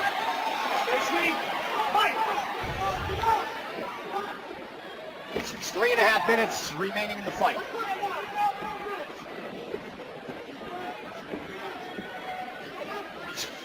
Look for that jab again. Nice uppercut as well. Like I was throwing that uppercut inside. Set up with the jab. Again, that right kick. And that left leg is hammered on me. Oh yeah, you see the way he backed up a moment ago, Joe? Yeah, it's nasty. Yeah. It's very awkward. Nobody has ever questioned the toughness of Nate Marquardt. Oh, again. Nate trying very hard on a single, but outstanding takedown defense by Tavares. You know, I think that, beautiful combination by Tavares. I think that Yoel Romero fight really taught him a lesson. I mean, I think Yoel Romero threw him around, and I think he learned a lot about wrestling from that fight. And he fought Boach in his home state of Maine. And now tonight, trying to get back on a winning streak. He had won 5 straight going into that Yoel Romero fight that you talked about. Just past the midway point of the 3rd and final round, they clinch. And again, Tavares finishes. Nate's for a knee there in the clinch. But Tavares with the right hand on the break. He's that kick. Controlling the center of the octagon for the majority of this fight, Brad Tavares. Yeah, he is definitely the aggressor, pressing the action. Oh, went high with that switch. Yeah, switched it up a bit. Literally. Again with the switch kick. He must have thought he almost had that. The movement, the attacks, everything by Tavares is much improved. He's setting things up. Good right hand countered him by Nate. Tavares follows up with left. He's been a real key to his success on the feet here against Nate the Great. Trying to kick up the front. Yeah, with that uppercut and clinch. Movement there. Head movement by Tavares. And again, attacks that leg, that battered left leg. Both men landing at a high rate. Tavares landing more often. That sweet jab. There's unutilized weapon in MMA. Not by Tavares tonight. And again. George St. Pierre with that jab and all the distance he covered. Marquardt. Good combination. Marquardt got rocked there. Not just effective, but you can see the confidence the 27-year-old has in this matchup tonight. That beautiful jab. I mean, that is just outstanding. And a right hand, clean lead right. Nice knee to the body. A right hand over the top. Marquardt may be in trouble. Final seconds of the fight. And they go the distance. Beautiful performance by Brad Tavares. I hope he ignores the boos, because I enjoyed that very much. That was technically one of the best, if not the best performances of his career. Fight replay brought to you by Bud Light, the perfect beer for whatever happens. Look at this clean jab. I mean, Nate barely had time to respond to that. And here's a beautiful takedown as Nate is pressing him. And there's that jab again. And a counter right there by Nate. A lot of leg kicks, heavy leg kicks landed as well by Tavares. He's absolutely battered that left leg. I mean, you're just seeing hard work paying off with Brett Tavares. Absolutely. Bruce Buffer has the official decision. Ladies and gentlemen, after 3 rounds, we go to the judges' scorecards for a decision. All 3 judges score the contest 30-27 for the winner by unanimous decision, Brad Tavares. Tavares winner by unanimous decision. The biggest win of his MMA career. And the most impressive fight, I mean, it's just really clean against a dangerous guy in Nate Montgomery. He just looked great tonight. And a big fan, of course, of Brad Tavares, the Hawaiian. It's the Flying Hawaiian, Shane Victorino, owner of more than a few World Series rings. Great to see Shane in town. And a great Flying team. Hawaiian. All right, up next, the great lightweight showcase. Anthony Pettis, of course, our champion. He's going to break those anjos, but Cerrone's been magnificent, and Jury's never been beat. Yeah, Jury is a real prospect, and this is a real test for him and Donald Cerrone. Because Donald Cerrone is on a tear, and he is streaking towards a title shot, but he is one of those dudes that will fight anyone, anywhere, anytime, and literally ask for this fight. He knows that Jury's below him in the ratings. Like, I don't care. I'll fight anybody. He wants to fight all the time, as much as possible, and Miles Jury is a test. Well, certainly unbeaten. Miles Fury Jury has been on a rapid ascension towards the top of the division. Now he fights Cowboy. Miles Jury is a young upstart out of the Alliance camp, a young man who is improving leaps and bounds with every fight. We saw his improvement in the Diego Sanchez fight. A couple wins ago, Miles beat Diego Sanchez, trained partner of mine. Miles Jury is the future. Miles caught him in a nice fight. Yes, he did. Diego's going to bring it some more. Beating somebody like Diego, that was just something for me to showcase my skills standing up and on the ground. I was there live, put a little salty taste in my mouth just the way he got on the mic and started running his mouth like, dude, what? You're young. Honestly, I don't want to sound cocky, but I was beating so easily. He took a pretty beating, man. A couple wins in the UFC and you're running your mouth like that? I was like, give me him, Dan. I'll go ahead. I'll take that boy. Donald Cowboy Cerrone will, without a doubt, be the most dangerous, the most versatile, and the most experienced fighter that Miles Jury has ever faced. He will present the most problems. He will have the most weapons. He's so good at putting the pressure on young, hungry fighters and taking them out of the game.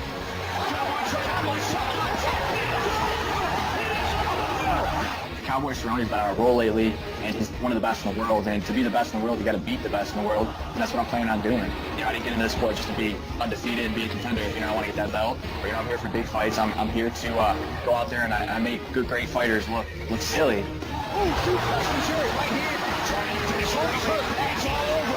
Miles Jury, this is a big step up. This is a chance to shine. It's an opportunity to fight one of the best in the division, and a victory would be absolutely gigantic for him. I'm a hell of a test for him. I won't back down and just have a boring fight. I'll go out there to kick ass and win. I think you're going to come just walk through me, Miles. Pack a lunch, brother.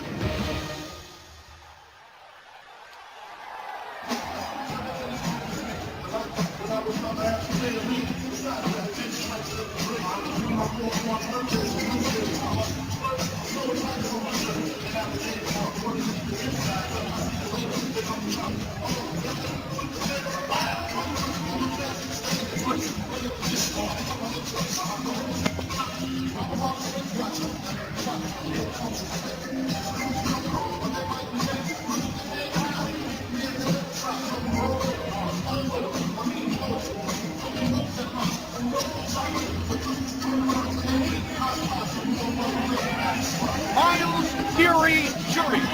He has been training in Alliance MMA for the past 3 years. Just 26 years old and truly mentored by the former champion Dominic Cruz. He has got a lot of potential, this young man. He's smart, he's dedicated, he's focused, he's disciplined, and his results inside the octagon have been excellent.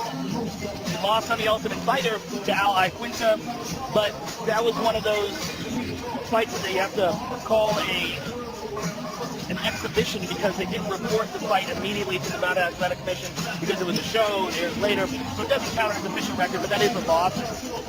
Although it was only a one-round loss by unanimous decision. But he's learned his skills at Alliance and grown inside the octagon, specifically with his performances over Diego Sanchez, and then the latest where he stopped Takanori Gomi, who's a Japanese mixed martial arts legend. And he did it in Tokyo in just 92 seconds. He said in high school, I was watching The Ultimate Fighter, Diego Sanchez, Kenny Florian.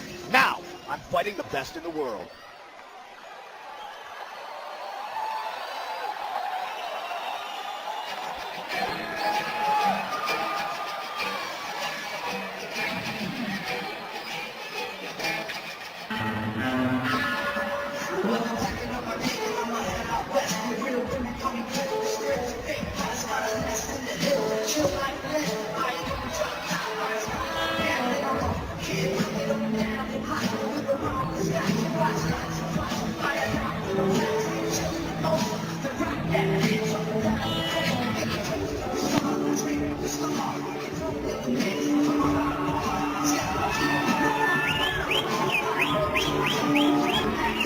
We often spoke of the Hall of Famer, the X-Man, Chuck Liddell, as a real fighter. Anyone, anytime, any place. But you know what? Donald Cerrone comes from that same moment. Yeah, he most certainly does. The man has been on a tear. His last victory, a trumpet of Eddie Alvarez. Before that, knocked out Jim Miller, one of the toughest guys in the division. Before that, submitted Edson Barboza in the first round. And that just shows you what he's capable of doing. The fact that he can win by knockout, he can win by submission, a very underrated ground game, especially off his back. He's no picnic any way you fight him. Donald Cerrone steps into the Banshee prep point. Banshee premieres Friday, January 9th at 10/9 Central, only on Cinemax. The most finishes in UFC, WAC lightweight history, 15 post-fight bonuses for Cowboy Donald Cerrone. He's one of the most active guys in the UFC and demands fights all the time, wishes he could fight basically every month. After the Eddie Alvarez fight, he said he wouldn't leave Las Vegas until President Dana White gave him another fight. He's got it. Our tail of the tape for this, our co-main event of the evening, is brought to you by Banshee. Premieres Friday, January 9th at 10/9 Central, only on Cinemax. Cowboy, 5 years the elder, the unbeaten Miles Jury. He is 3 inches taller. The reach is identical. And once again, the veteran voice, Bruce Buffer. Ladies and gentlemen, this is the co-main event of the evening. This fight is 3 rounds in the UFC lightweight division. Introducing first, fighting out of the blue corner, a jury jiu-jitsu fighter holding an undefeated professional record, 15 wins, no losses.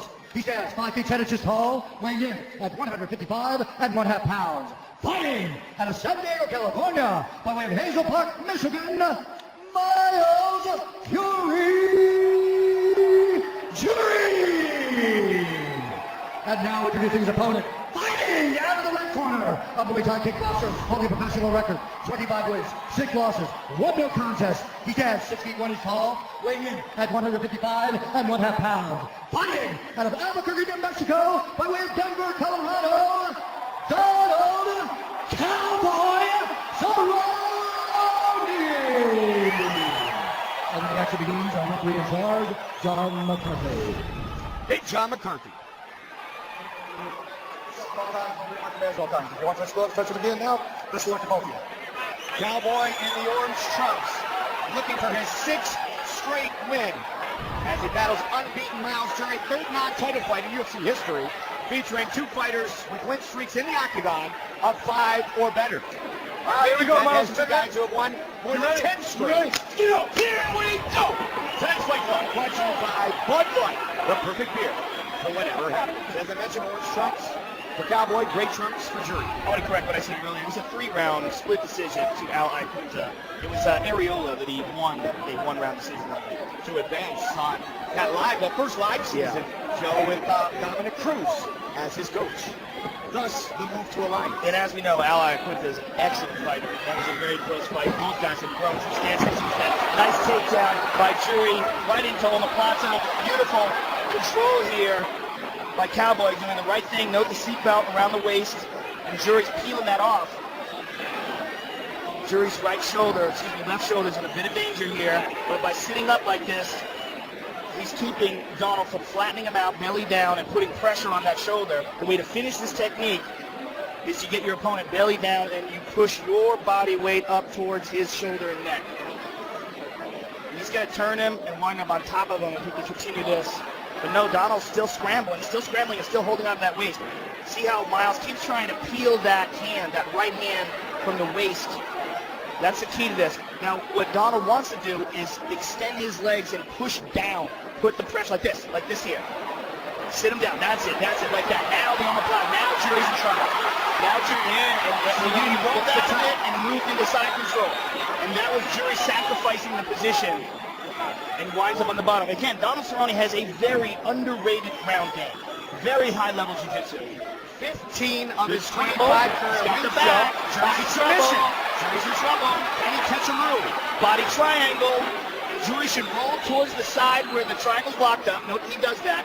Jury's well educated. By rolling towards the side, you put pressure on the ankle and make it much more difficult to squeeze down on the abdomen. It's a very painful position to be in for Jury. And Donald's going to roll him back towards his right knee, alleviating the pressure from the ankle and allowing him to squeeze down the abdomen. It makes it very hard for Jury to breathe. Jury, a black belt in Brazilian Jiu-Jitsu for over a year now. Well, Cerrone, I don't know if he has a belt in Jiu-Jitsu, but it is black belt level, without a doubt. His ground game is. We always showcase the striking of Cowboy, but as you talked about, his submission game, Joe, truly outstanding. Yeah, you don't think about it because he's so dangerous in his stand-up. But he's a well-rounded fighter. Over 75% of his wins by submission. Yes, he's doing a great job here controlling Miles Jury. And remember, Miles wanted instigated the scramble, and Donald has dominated position since they went to the ground. Jury 15-0, 6-0 in the UFC. The thing about that body triangle is it's great for rear naked choke, but it keeps you from switching up to an arm bar. You've got to release it if you want to attack in some other manner. But if Donald can get him on his back, or on his belly rather, and flatten him out, it becomes incredibly painful. That's what Donald would much rather do, because he can use strikes then too. Because Donald's limited to attacks mostly by submissions. It's really hard to get effective strikes on when the guy's laying on top of you. Now, if he can roll him over and get on top of him, then it's a different situation. Donald switches it to the other side, and Jury, who is very educated on the ground, will roll towards that right side now. Again, see, note how he's doing that. He's trying to put pressure on that ankle. But Jury's all wrapped up here. Donald's now he's got him belly down. And Jury's going to finish it right here. He's up for Cerrone. Jury's in the finish, Jury. Jury's in deep trouble here. And Jury peels it up. Safe for now.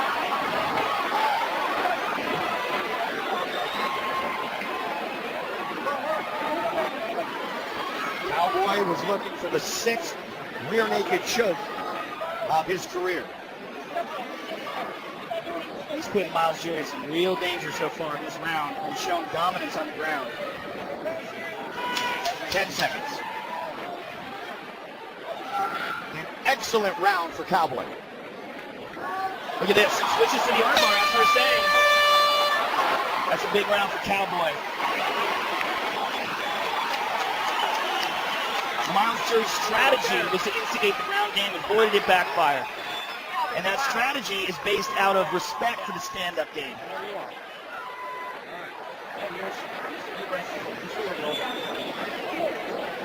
Okay, so the game plan's pretty obvious, Cowboy. Every time you kick, Great you job. don't try to beat him down. Okay? So be ready for that. That's what I want me, buddy. I want my hands up, I want a good framework, my jab and working head movements. Establish my teeth and control that space. Make sure all the sides step and angle. Low and high, low and high. Stand up, let's get the kickboxing. When we get them down, the sequence nice and tight. There, Del Fiore. Deep breath. You're fresh. worry about the takedown now. Start taking it on the feet, baby. And the beautiful Brittany. Set for round 2 of our co-main event. Jury and Cerrone. Ready, get up. Not much stand-up in round 1. With Jury taking the fight to the ground and then Cerrone getting the better of him. And Cerrone truly controlled Jury for the majority of round number 1. For over 3 minutes. Again, Jury looking for that takedown. This time, stop. Watch for the body kick of Donald Cerrone. He utilizes it well. He's been, unfortunately, on the receiving end a few times, too. Most notably by the champion.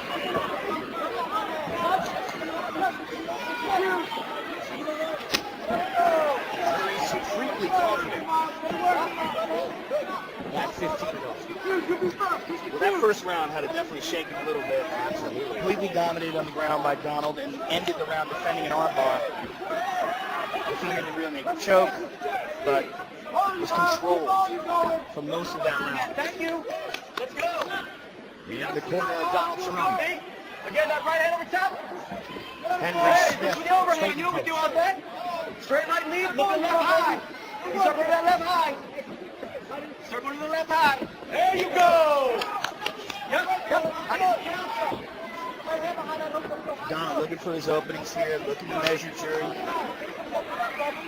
Eric Del Piero said many years ago that Jury is the future. He's trying to make sure the future is now, spinning back for fifth. 2 minutes into round 2. Co-main event. His tactics, attempting takedowns and grabbing hold of Donald. He's already got Donald being really cautious with his kicks, not throwing as many kicks as we sometimes see from him. Looking to really establish his rhythm on stand-up. And that's one of the good things about utilizing takedowns. There's a nice right leg kick by Donald. The more you utilize takedowns, the more you make your opponent consider the possibilities. Cerrone, 4th ranked at 155, Jury number 8. So a great showcase.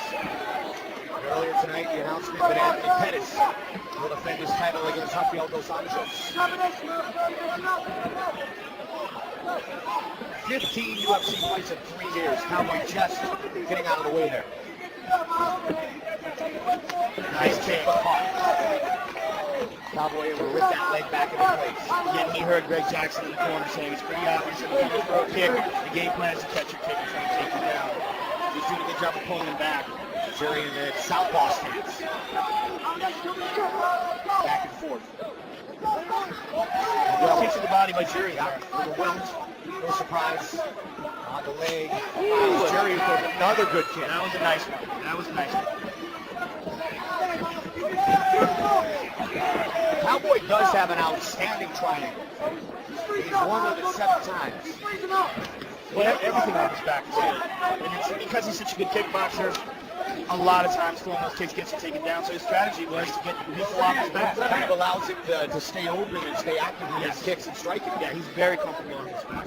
We saw that by attacking the omoplata, securing the back mount. That last kick, Joe, he really turned the hip over.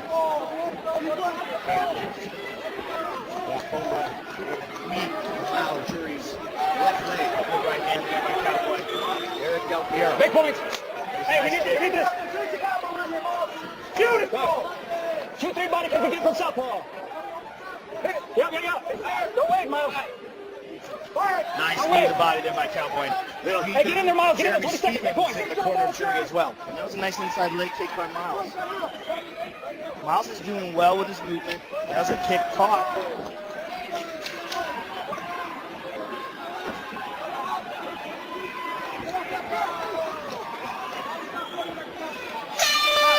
Miles Jury was first brought to Alliance to be a training partner for Jeremy Stevens. He lived with him, and now they're teammates. Right, deep breath.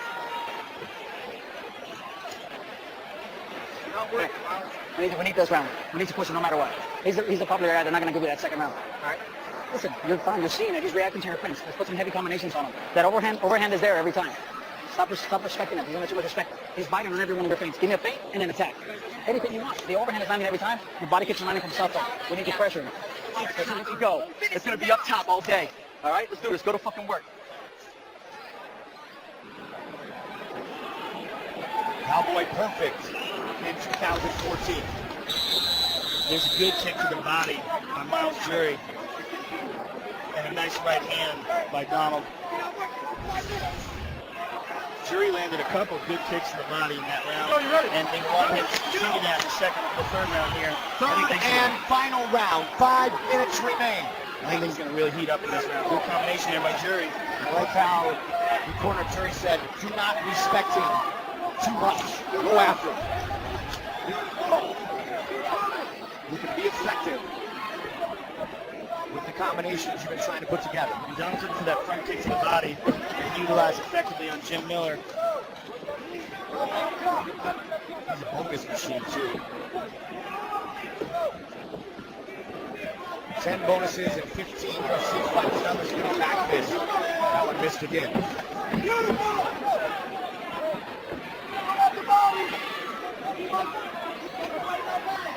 Cerrone pushing forward. Walking him down. And again, switch kick. Cerrone has really been the man advancing for the better part of this entire fight.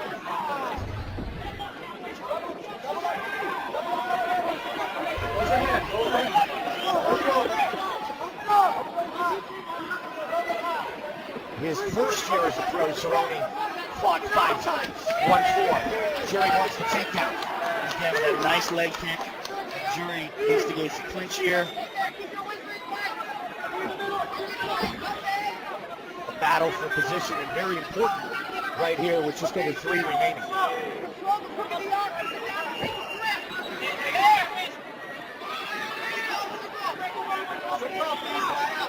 Three.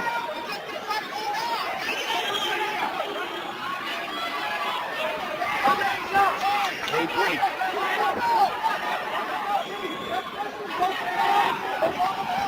Oh! Big head kick by Cowboy. Jury looking to take him down. Cannot do so. That was the biggest shot of the fight by far. Absolutely. The Jury's probably still ringing. Right on the jaw. Cowboy trying to cut off the octagon here with just over 2 minutes remaining. Good right hook there by Jury. Jury connected, but then the answer of that head kick from Cerrone was magnificent. Good shot to the body there by Cowboy. That kick's a game changer. Yeah, it certainly is.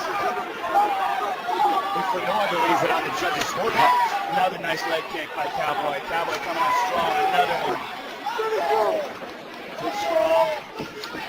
Cerrone taking the fight to Miles Jury here in the third. Beautiful leg kicks by Cowboy. He's shooting up Miles Jury's legs. You can see the welts all over that left leg especially. The outside that left leg is nasty. He's in full hunt mode right here. He is pushing forward And again, non-stop. Attacks with that switch. Miles pushing very hard here for the takedown. Donald Cerrone, known for having lethal leg kicks, has landed 19 with a minute remaining in the fight. Good elbow by Donald. Look at the leg of Miles Jury. Oh, that's nasty.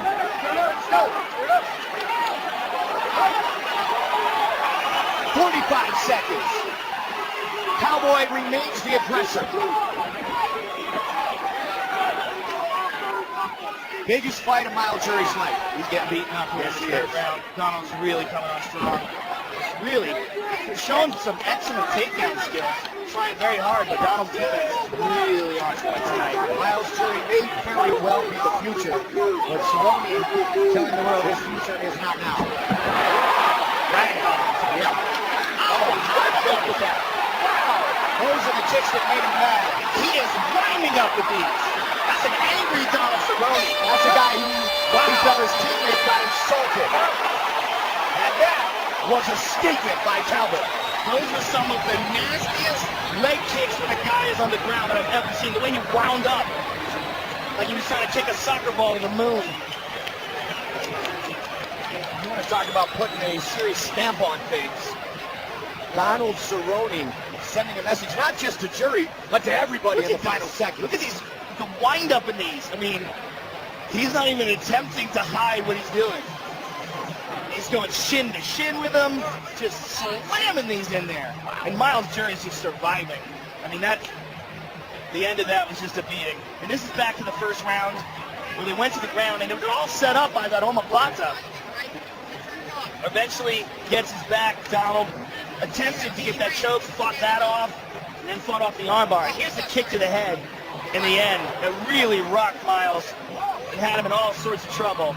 Just an outstanding performance by Donald Cerrone. Bruce Buffer has the official decision. Ladies and gentlemen, after 3 rounds, we go to the judges' scorecards for a decision. All 3 judges score the contest 30-27 for the winner by unanimous decision, Donald Cowboy Cerrone. 6 straight wins at 155 for Cowboy. And he really put a stamp at the end of that fight. I mean, that was Donald Cerrone sending a message to Miles Jury. Not yet, sons. Donald Cerrone, Khabib Nurmagomedov with the longest active win streaks at 155. TJ Grant not far behind. There's the champion with 5, and El Katui with 4. Cerrone. Maybe we hate each other because we both want to be the best. We both want to be known as the man. Just look at the numbers. I'm 15-0. Between the both of us, we hardly lost a round in mixed martial arts. 2 of the best fighters in the world. Genuine dislike for each other. And we get to go in the cage and fight. Like, I mean, how beautiful is that? There's a level of intensity attached to this fight that is really unprecedented. Daniel insulted me and really doing his best to piss me off. It's what he's definitely brought out an extra motivation that I need.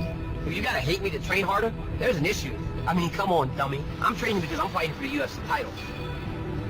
Daniel Cormier is a sensational wrestler. Oh my God, are you kidding me? Oh my God! This is a championship caliber fighter that is coming, guns blazing. In John's mind, this is an opportunity to shine, and he wants to go down as the greatest fighter the sport has ever known. This is the moment where I show what I'm made out of. This is one of my moments of greatness, to beat the almighty Daniel Cormier. This is the culmination of an athletics career that spanned 20 years at the highest level. This isn't just for me, though. This is for all these people that need a new champion. I'm the person that shows there is hope. It's different from me. When you got a guy that has purpose, now you're in a dogfight. I've played this fight over and over in my head, and sometimes I stay in the game like hell. You know, I just digging deep, bleeding. And then other times I think about the fight, and I just see myself making him look like a fool. But which way it'll play out, I'm not sure. But I'll be ready for both of them. Doesn't matter. I'm just gonna beat his ass anyway. I have been waiting for the man that is my equal. Talk is over. I'm gonna give him what he's wanted.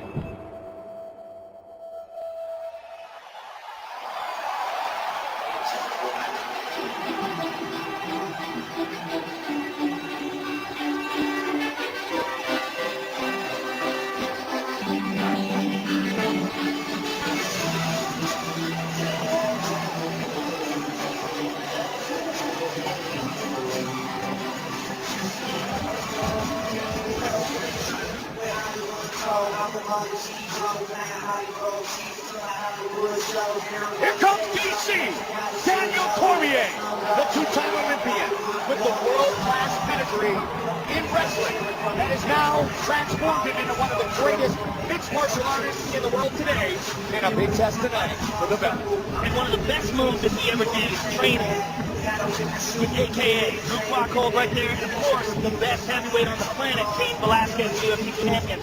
Going at it day after day for Cain Velasquez has really made Daniel Cormier the fighter he is today.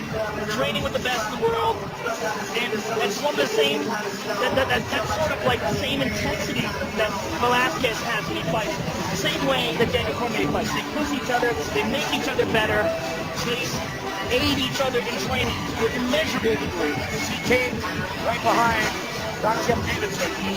They talked about how hard They spar quite often. And Cain Velasquez is saying, I would not be the fighter I am today without Daniel Cormier. And of course, as you mentioned, the same has been said oftentimes by DC. Iron sharpens iron. There's no way around it. You need a top champ to develop a top fighter. You need to feel that pressure. You need to have that competition in the gym. You need to have that guy who pushes you to your limits. And Daniel Cormier and Cain Velasquez have that in each other. One of the things that makes them so great, their friendship, the fact that they're able to compete now in two separate divisions. And tonight, if Daniel is successful, he's champion of two separate divisions. That's the That's the iron at AKN.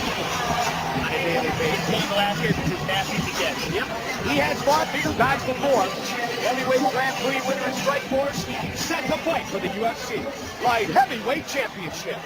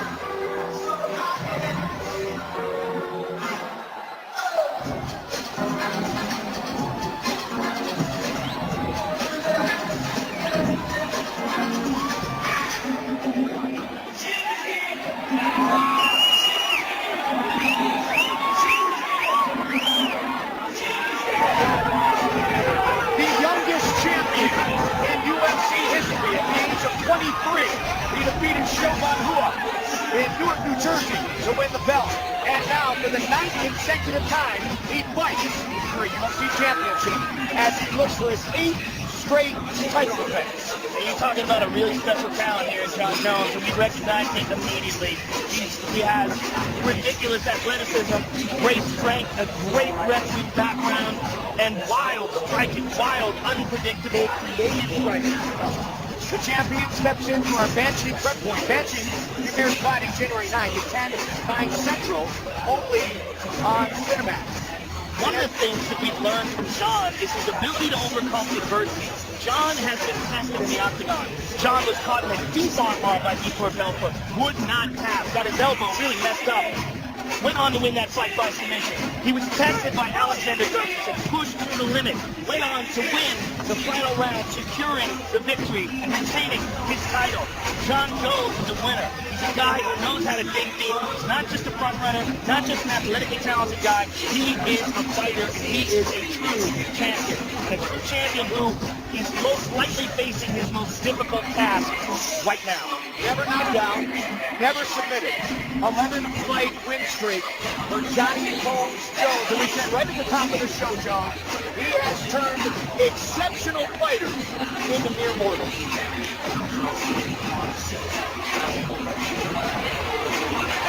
The undisputed UFC Light Heavyweight Champion, John Bones Jones.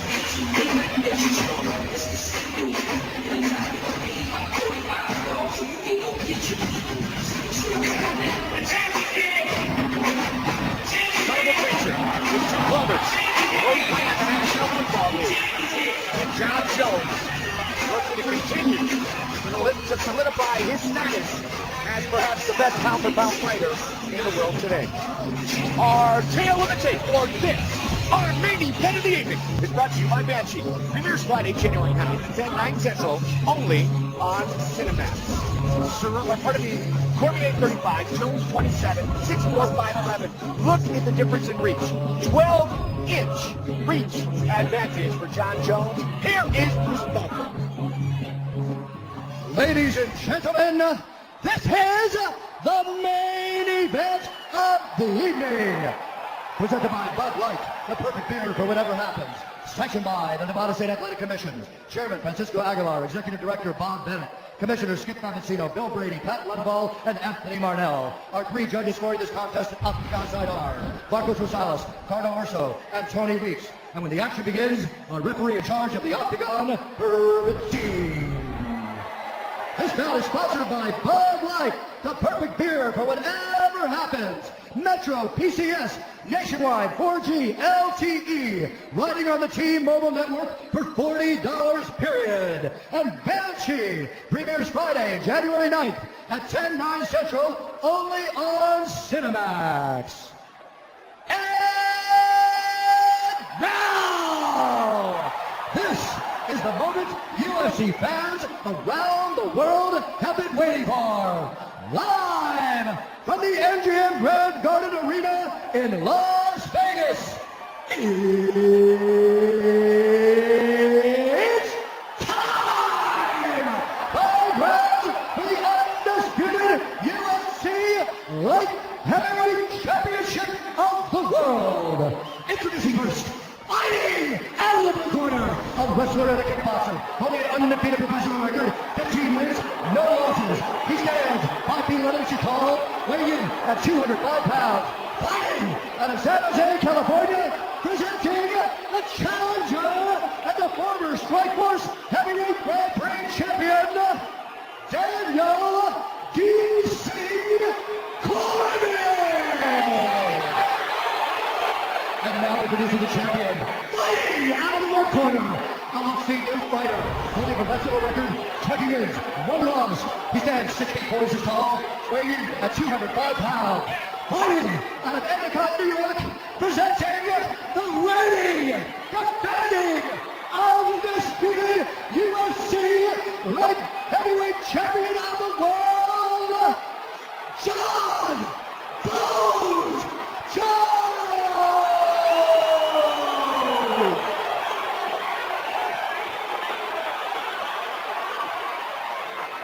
All right, gentlemen, we've been over the rules. Protect yourself at all times. Follow my instructions. You can have a clean fight. You can touch gloves if this time appears. Let's do it. They touch gloves. And now they'll go to battle. Daniel Cormier. John Jones for the light heavyweight belt. Here we go! Tonight's fight brought to you by Bud Light, the perfect beer for whatever happens. John with the action early. Nice knee to the body by John. 12-inch reach advantage for the champion. That is significant. John with a head kick.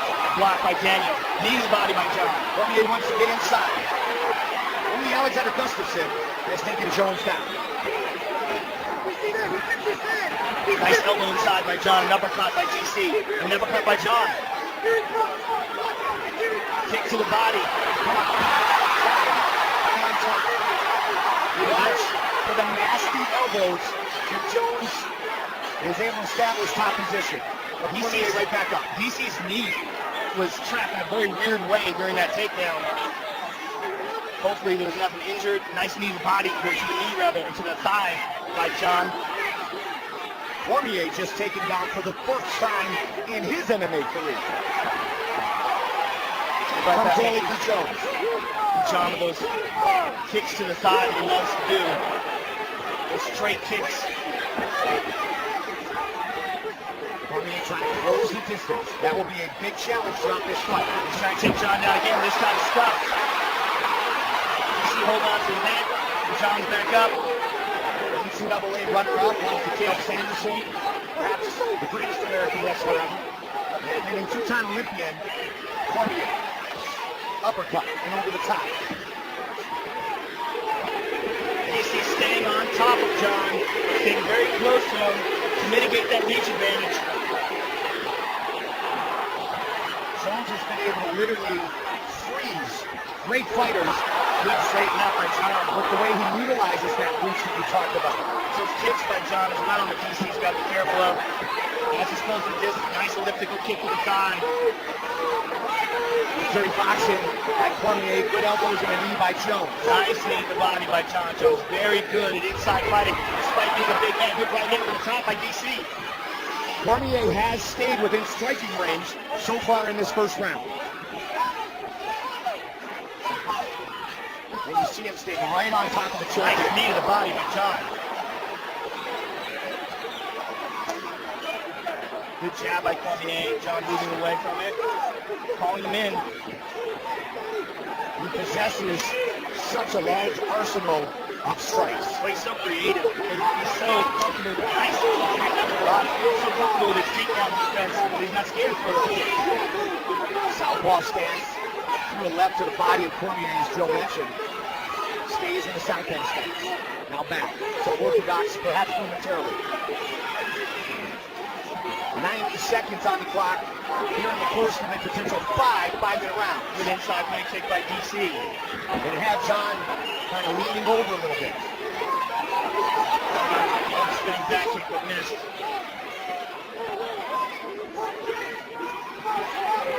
August 4th was the press event that started all of these fireworks. Jones so far 2-1 significant strikes land. Good left hook to the body by John. And DC's obviously having a hard time closing the distance. That 12-inch reach advantage is absolutely gigantic. This fight originally scheduled for September, and the bad blood just continued to boil. Here they are tonight as our main event. John able to get just out of the way of DC's strikes.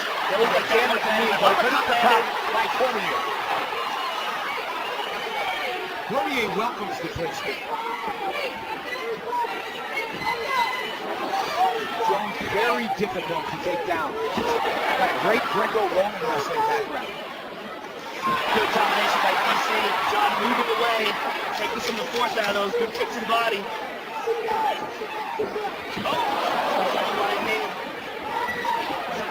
Uppercut again by DC. Good left strong.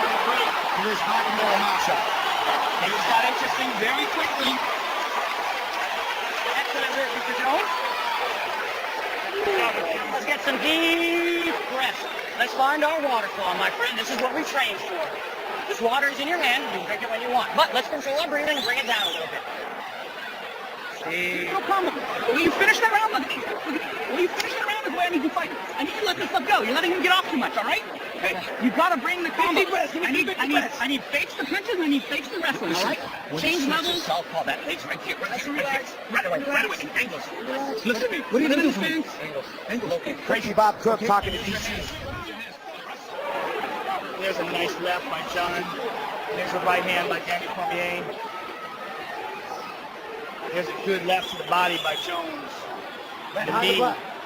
And an uppercut by DC.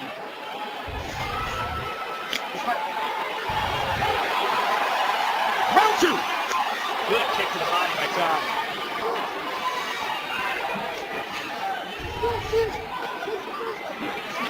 Jones in on the attack. DC has to come that distance. John is able to hit him and get him off. Watch for the elbows too. He likes to catch his opponent with the elbows coming in. Cormier trying to stay in range, but it is not easy against the long-time champion. Good kick to the body by John. Good defense by John. John looking for a choke. Looking for a guillotine. Only has one arm on the neck, though. That standing guillotine defense way back in 2011 against Leona Machida. He's got to walk through those kicks, and that is a difficulty. Good right hand over the top by DC. Cormier is one of the ultimate competitors. A tough upbringing. Truly a man who's competed at the elite level for decades. Total strikes, net even.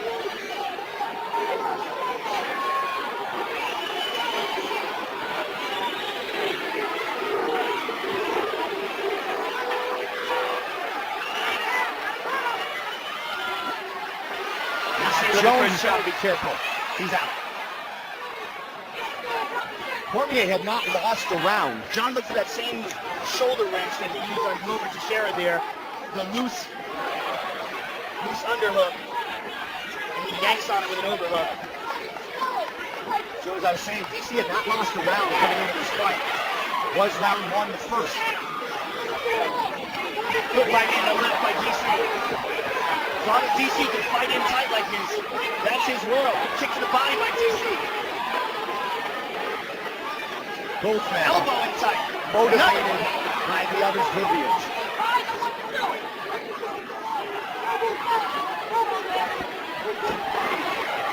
Jones with the knee. Cormier staying on top of him. toughs that takedown attempt. Good uppercut by Jones, by DC brother. Constant pressure by DC. Good kicks by Jones. One of the biggest championship fights ever is in round 2. And Cormier, very effective here in the second. There's that again. Every time DC, oh, nice elbow again. Nice short elbows inside. Every time DC goes for that underhook, John tries to wrench that shoulder the way he did before with his share. Good knee to body by DC. Catching him in the clinch with his uppercut shot. Right up the middle. Daniel Cormier is scoring. 90 seconds on the clock here in the second round. Cormier, the leader is the hip strikes. Good kick by Jones. That one is significant. Those elbows are so nasty. They're so sharp. They just so, oh, nice kick by DC. Cormier trying to break the champion.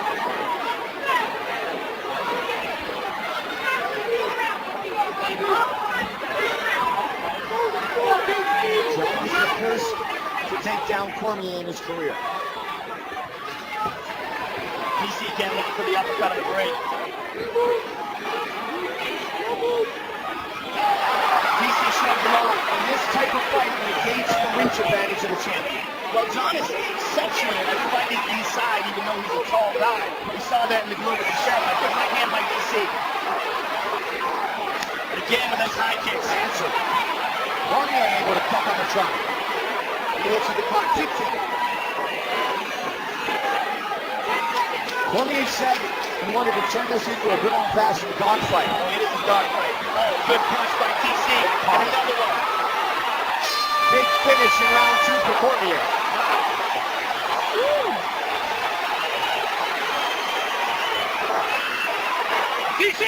DC! That's the dogfight I want. I want a little bit more activity. That's the dogfight I want. I need more. I need better. I hate to see it. Use your wrestling with the dogfighting. Use your wrestling with it. Keep going on the low kicks. Javier Mendez. I need you to keep moving your fucking head. Face side to side. Lots right here. Lots right, all right? And keep bringing it down. Perfect. I want those little kicks. I want those little kicks. Bring the dogfight. Bring the wrestling. They see a right hand by DC. And there's an overhand right that connects. There's a knee to the body. An uppercut inside. There's a right hand by DC. And make no mistake about it, John Jones landed some good shots in that round as well. The heavyweight champion watching his good buddy try to become another belt holder from AKA. They call Daniel Cormier the team captain at AKA. John loves that front leg side kick from the time. Daniel responds to the same technique. John goes to the body. Jones is able to land that technique we talked about on frequent occasion. Makes it almost impossible for his opponent to get inside. Big kick to the body there by DC, and John responds with his own.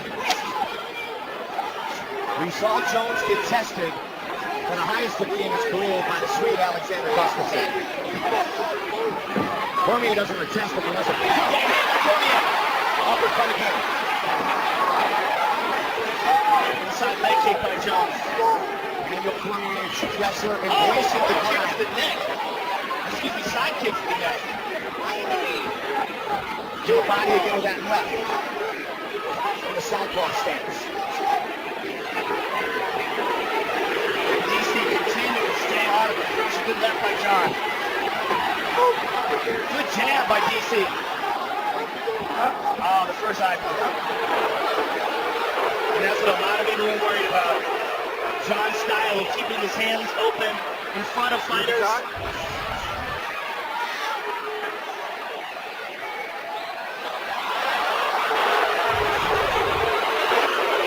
You need the doctor to look at it?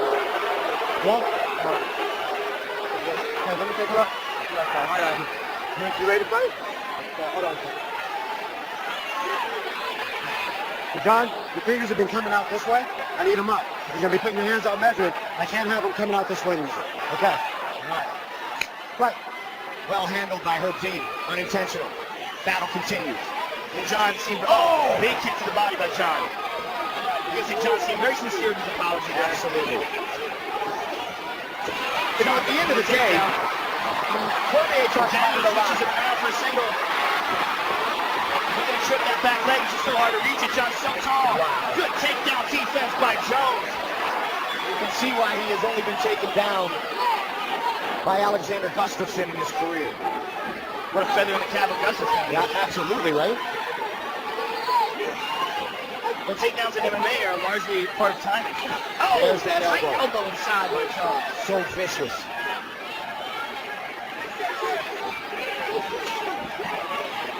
Cormier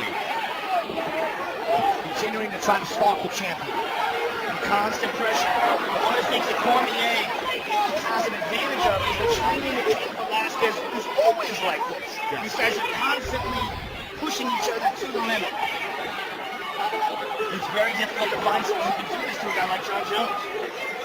And other than rotating press training partners over and over again, it's going to be very difficult for him to find something like this in training. Nice combination here by Cormier. Good uppercut on the inside. Yep, in that clinch. Highly effective one more time here.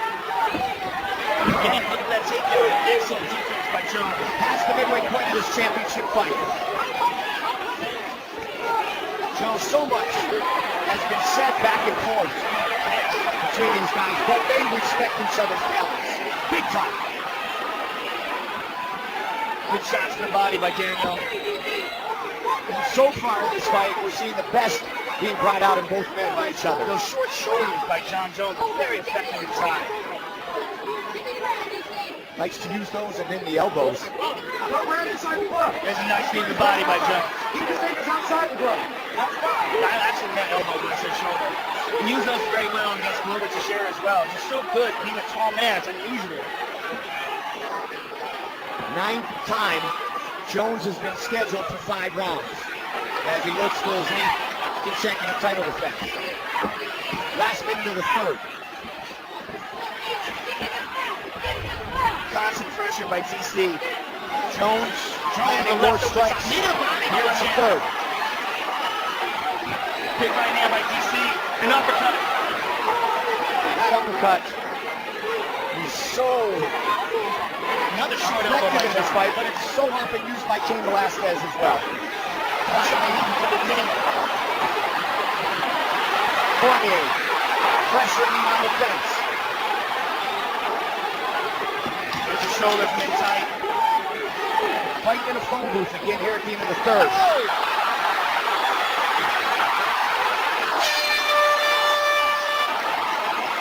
What a fight. What a fight. What a closely contested fight. Head up. Head up. Head up. Do you want this? Fine. Okay, beautiful. You're trying? Hey, look at me. That's not enough. I need more, okay? I need more. Head up. Back against your face. Head up. Put your bucket in. There's some water. Wipe the water. Yeah, we're wiping it. We're wiping it. You see. Can you give me more activity, buddy, with the hands? It doesn't have to be hard. Now listen, circle and hit this guy. Circle and hit this guy. You understand me? Circle, crack, crack, crack. Circle, crack, crack, crack. Pretty easy, right? When you lock up, lack all day. That means you're a piece of body. Tom and Jerry! Tom and Jerry. Championship round. Jones has gone 25 minutes 3 times in his career. Cormier once when he defeated Josh Barnett.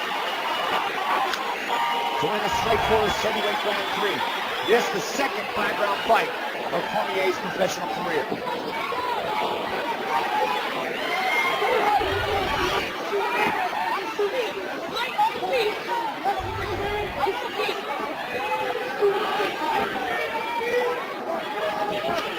Good left to the body by John. Lots of mutual respect shown here early in round 4.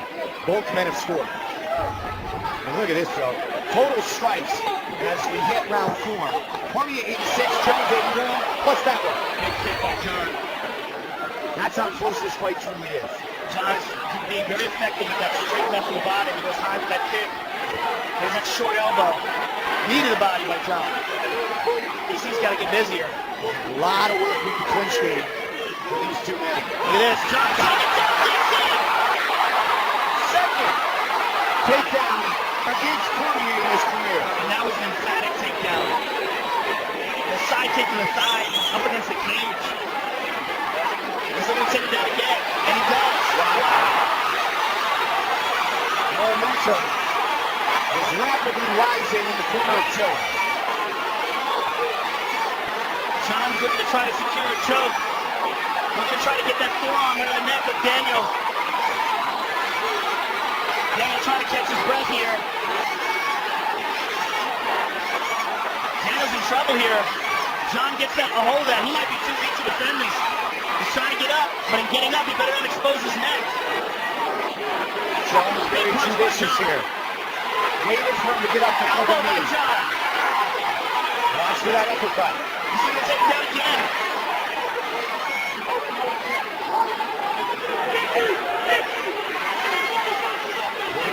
Embrace the grind here in round 4. John's embracing the grind right now. Those takedowns, he's really taking it to DC.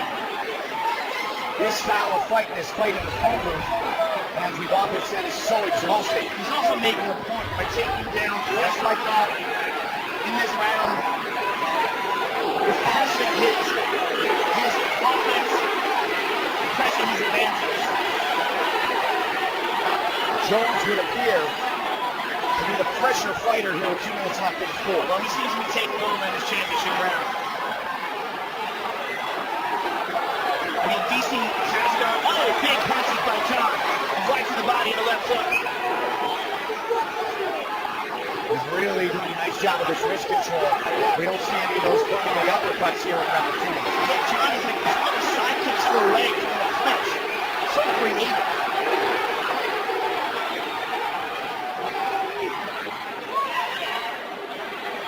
There's that elbow again. Under 90. DC's on him. He's got some tension up to do here in round 4. He most certainly does. Unless he does something really dramatic. I don't know how he's going to. Was John utilizing his leg? Good kick by DC.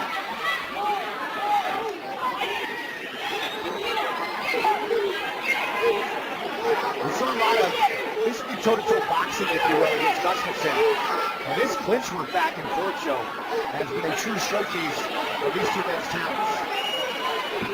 Good knee by John. DC is just not working hard enough here. Unless he's just going to submit to the fact that he's lost this round and try to make up for it the next. John's being more effective in the clinch.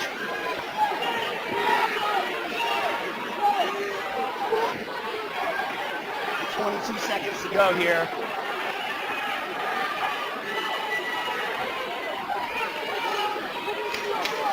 Final 10 seconds of round number 4.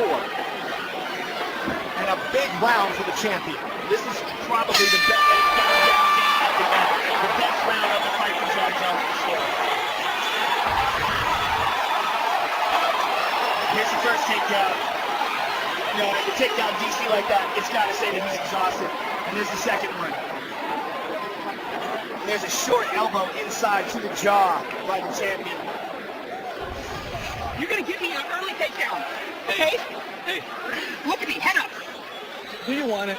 Yeah, and you got to go and get it because you have to stop him. And you got to be busy with your hands, okay? You're letting him be the busier guy. You can beat him from time to hit higher in that body. You're hurting him. Big babies and blacks inside, okay? All day long. Looking good. Like Mike John. Circle and hit. When you want it. Mike John, long-time training coach at Team Jackson. 5th and final round. The challenger, the champion. 5 minutes remain.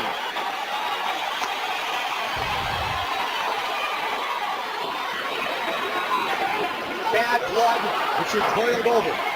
2 kicks, head kick, big uppercut by DC. You heard the corner, the Cormier saying you got to barrel through him, take him down, and finish him. Can he get the takedown? Not yet.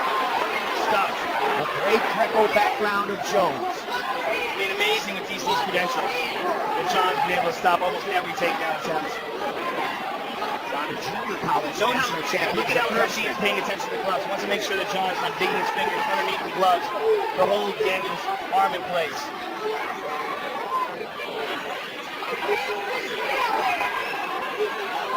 First time two fighters with a win streak of over 10 have ever met in the octagon.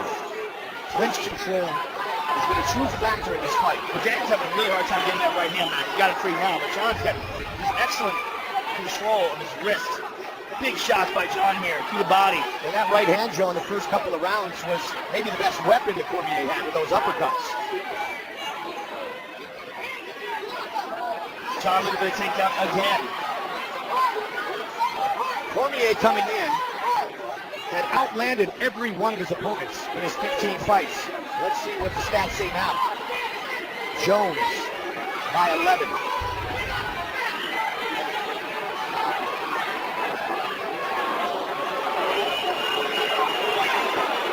John's trying to force Daniel's arm behind his back. He was reaching back with his right arm, trying to grab Daniel's right arm behind his back. 3 minutes. Greg Jackson saying, when Jones is motivated, he gets a little more Spartan. Extra energy, motivation. John's taking his back. We've seen it here tonight. He's taking Daniel's back here. Daniel's trying to spin out, and he does. Halfway through the round, Daniel Cormier needs something big. His corner was telling him he needs to stop John.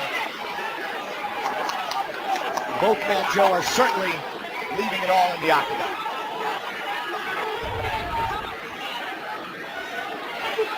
Three takedowns for Jones, none for Cormier. Just over 2 minutes.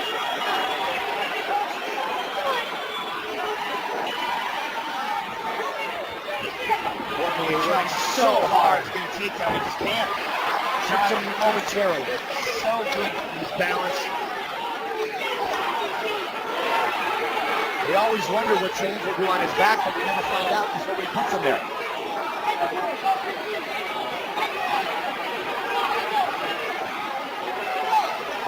"90 seconds remain. Fifth and final round." Neatly bodied by John.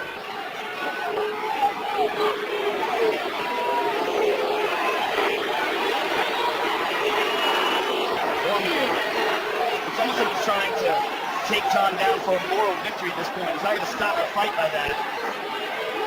Elbow by John. That one off the arm. And again, the body to the body. To the rib cage of Cormier. There it is! But John Jones springs right back up to his feet. There's a lot of effort in that takedown. Picked him up, threw him down with the champion. Right back in control here. 30 seconds. Good spinning elbow by John. And showed up by another one. Jones takes a look at the clock. 20 seconds. His corner's yelling for him to back up. Got the neck. 10 seconds. His ultimate grudge match. Goes the distance. Perhaps maybe all the bad blood has not boiled over. Wow.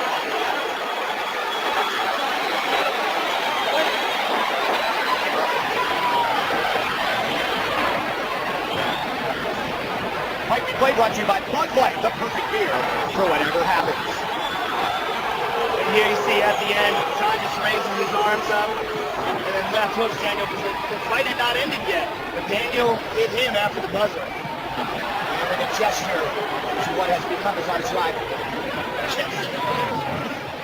It's a cheap way to put it. You call it that?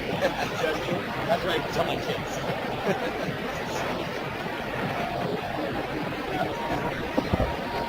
The heavyweight champion looks on with a look of concern as his buddy, training partner, team captain Daniel Cormier goes the distance with John Jones. Now Jones, certainly the man who had the momentum in his corner in those championship rounds of 4 and 5.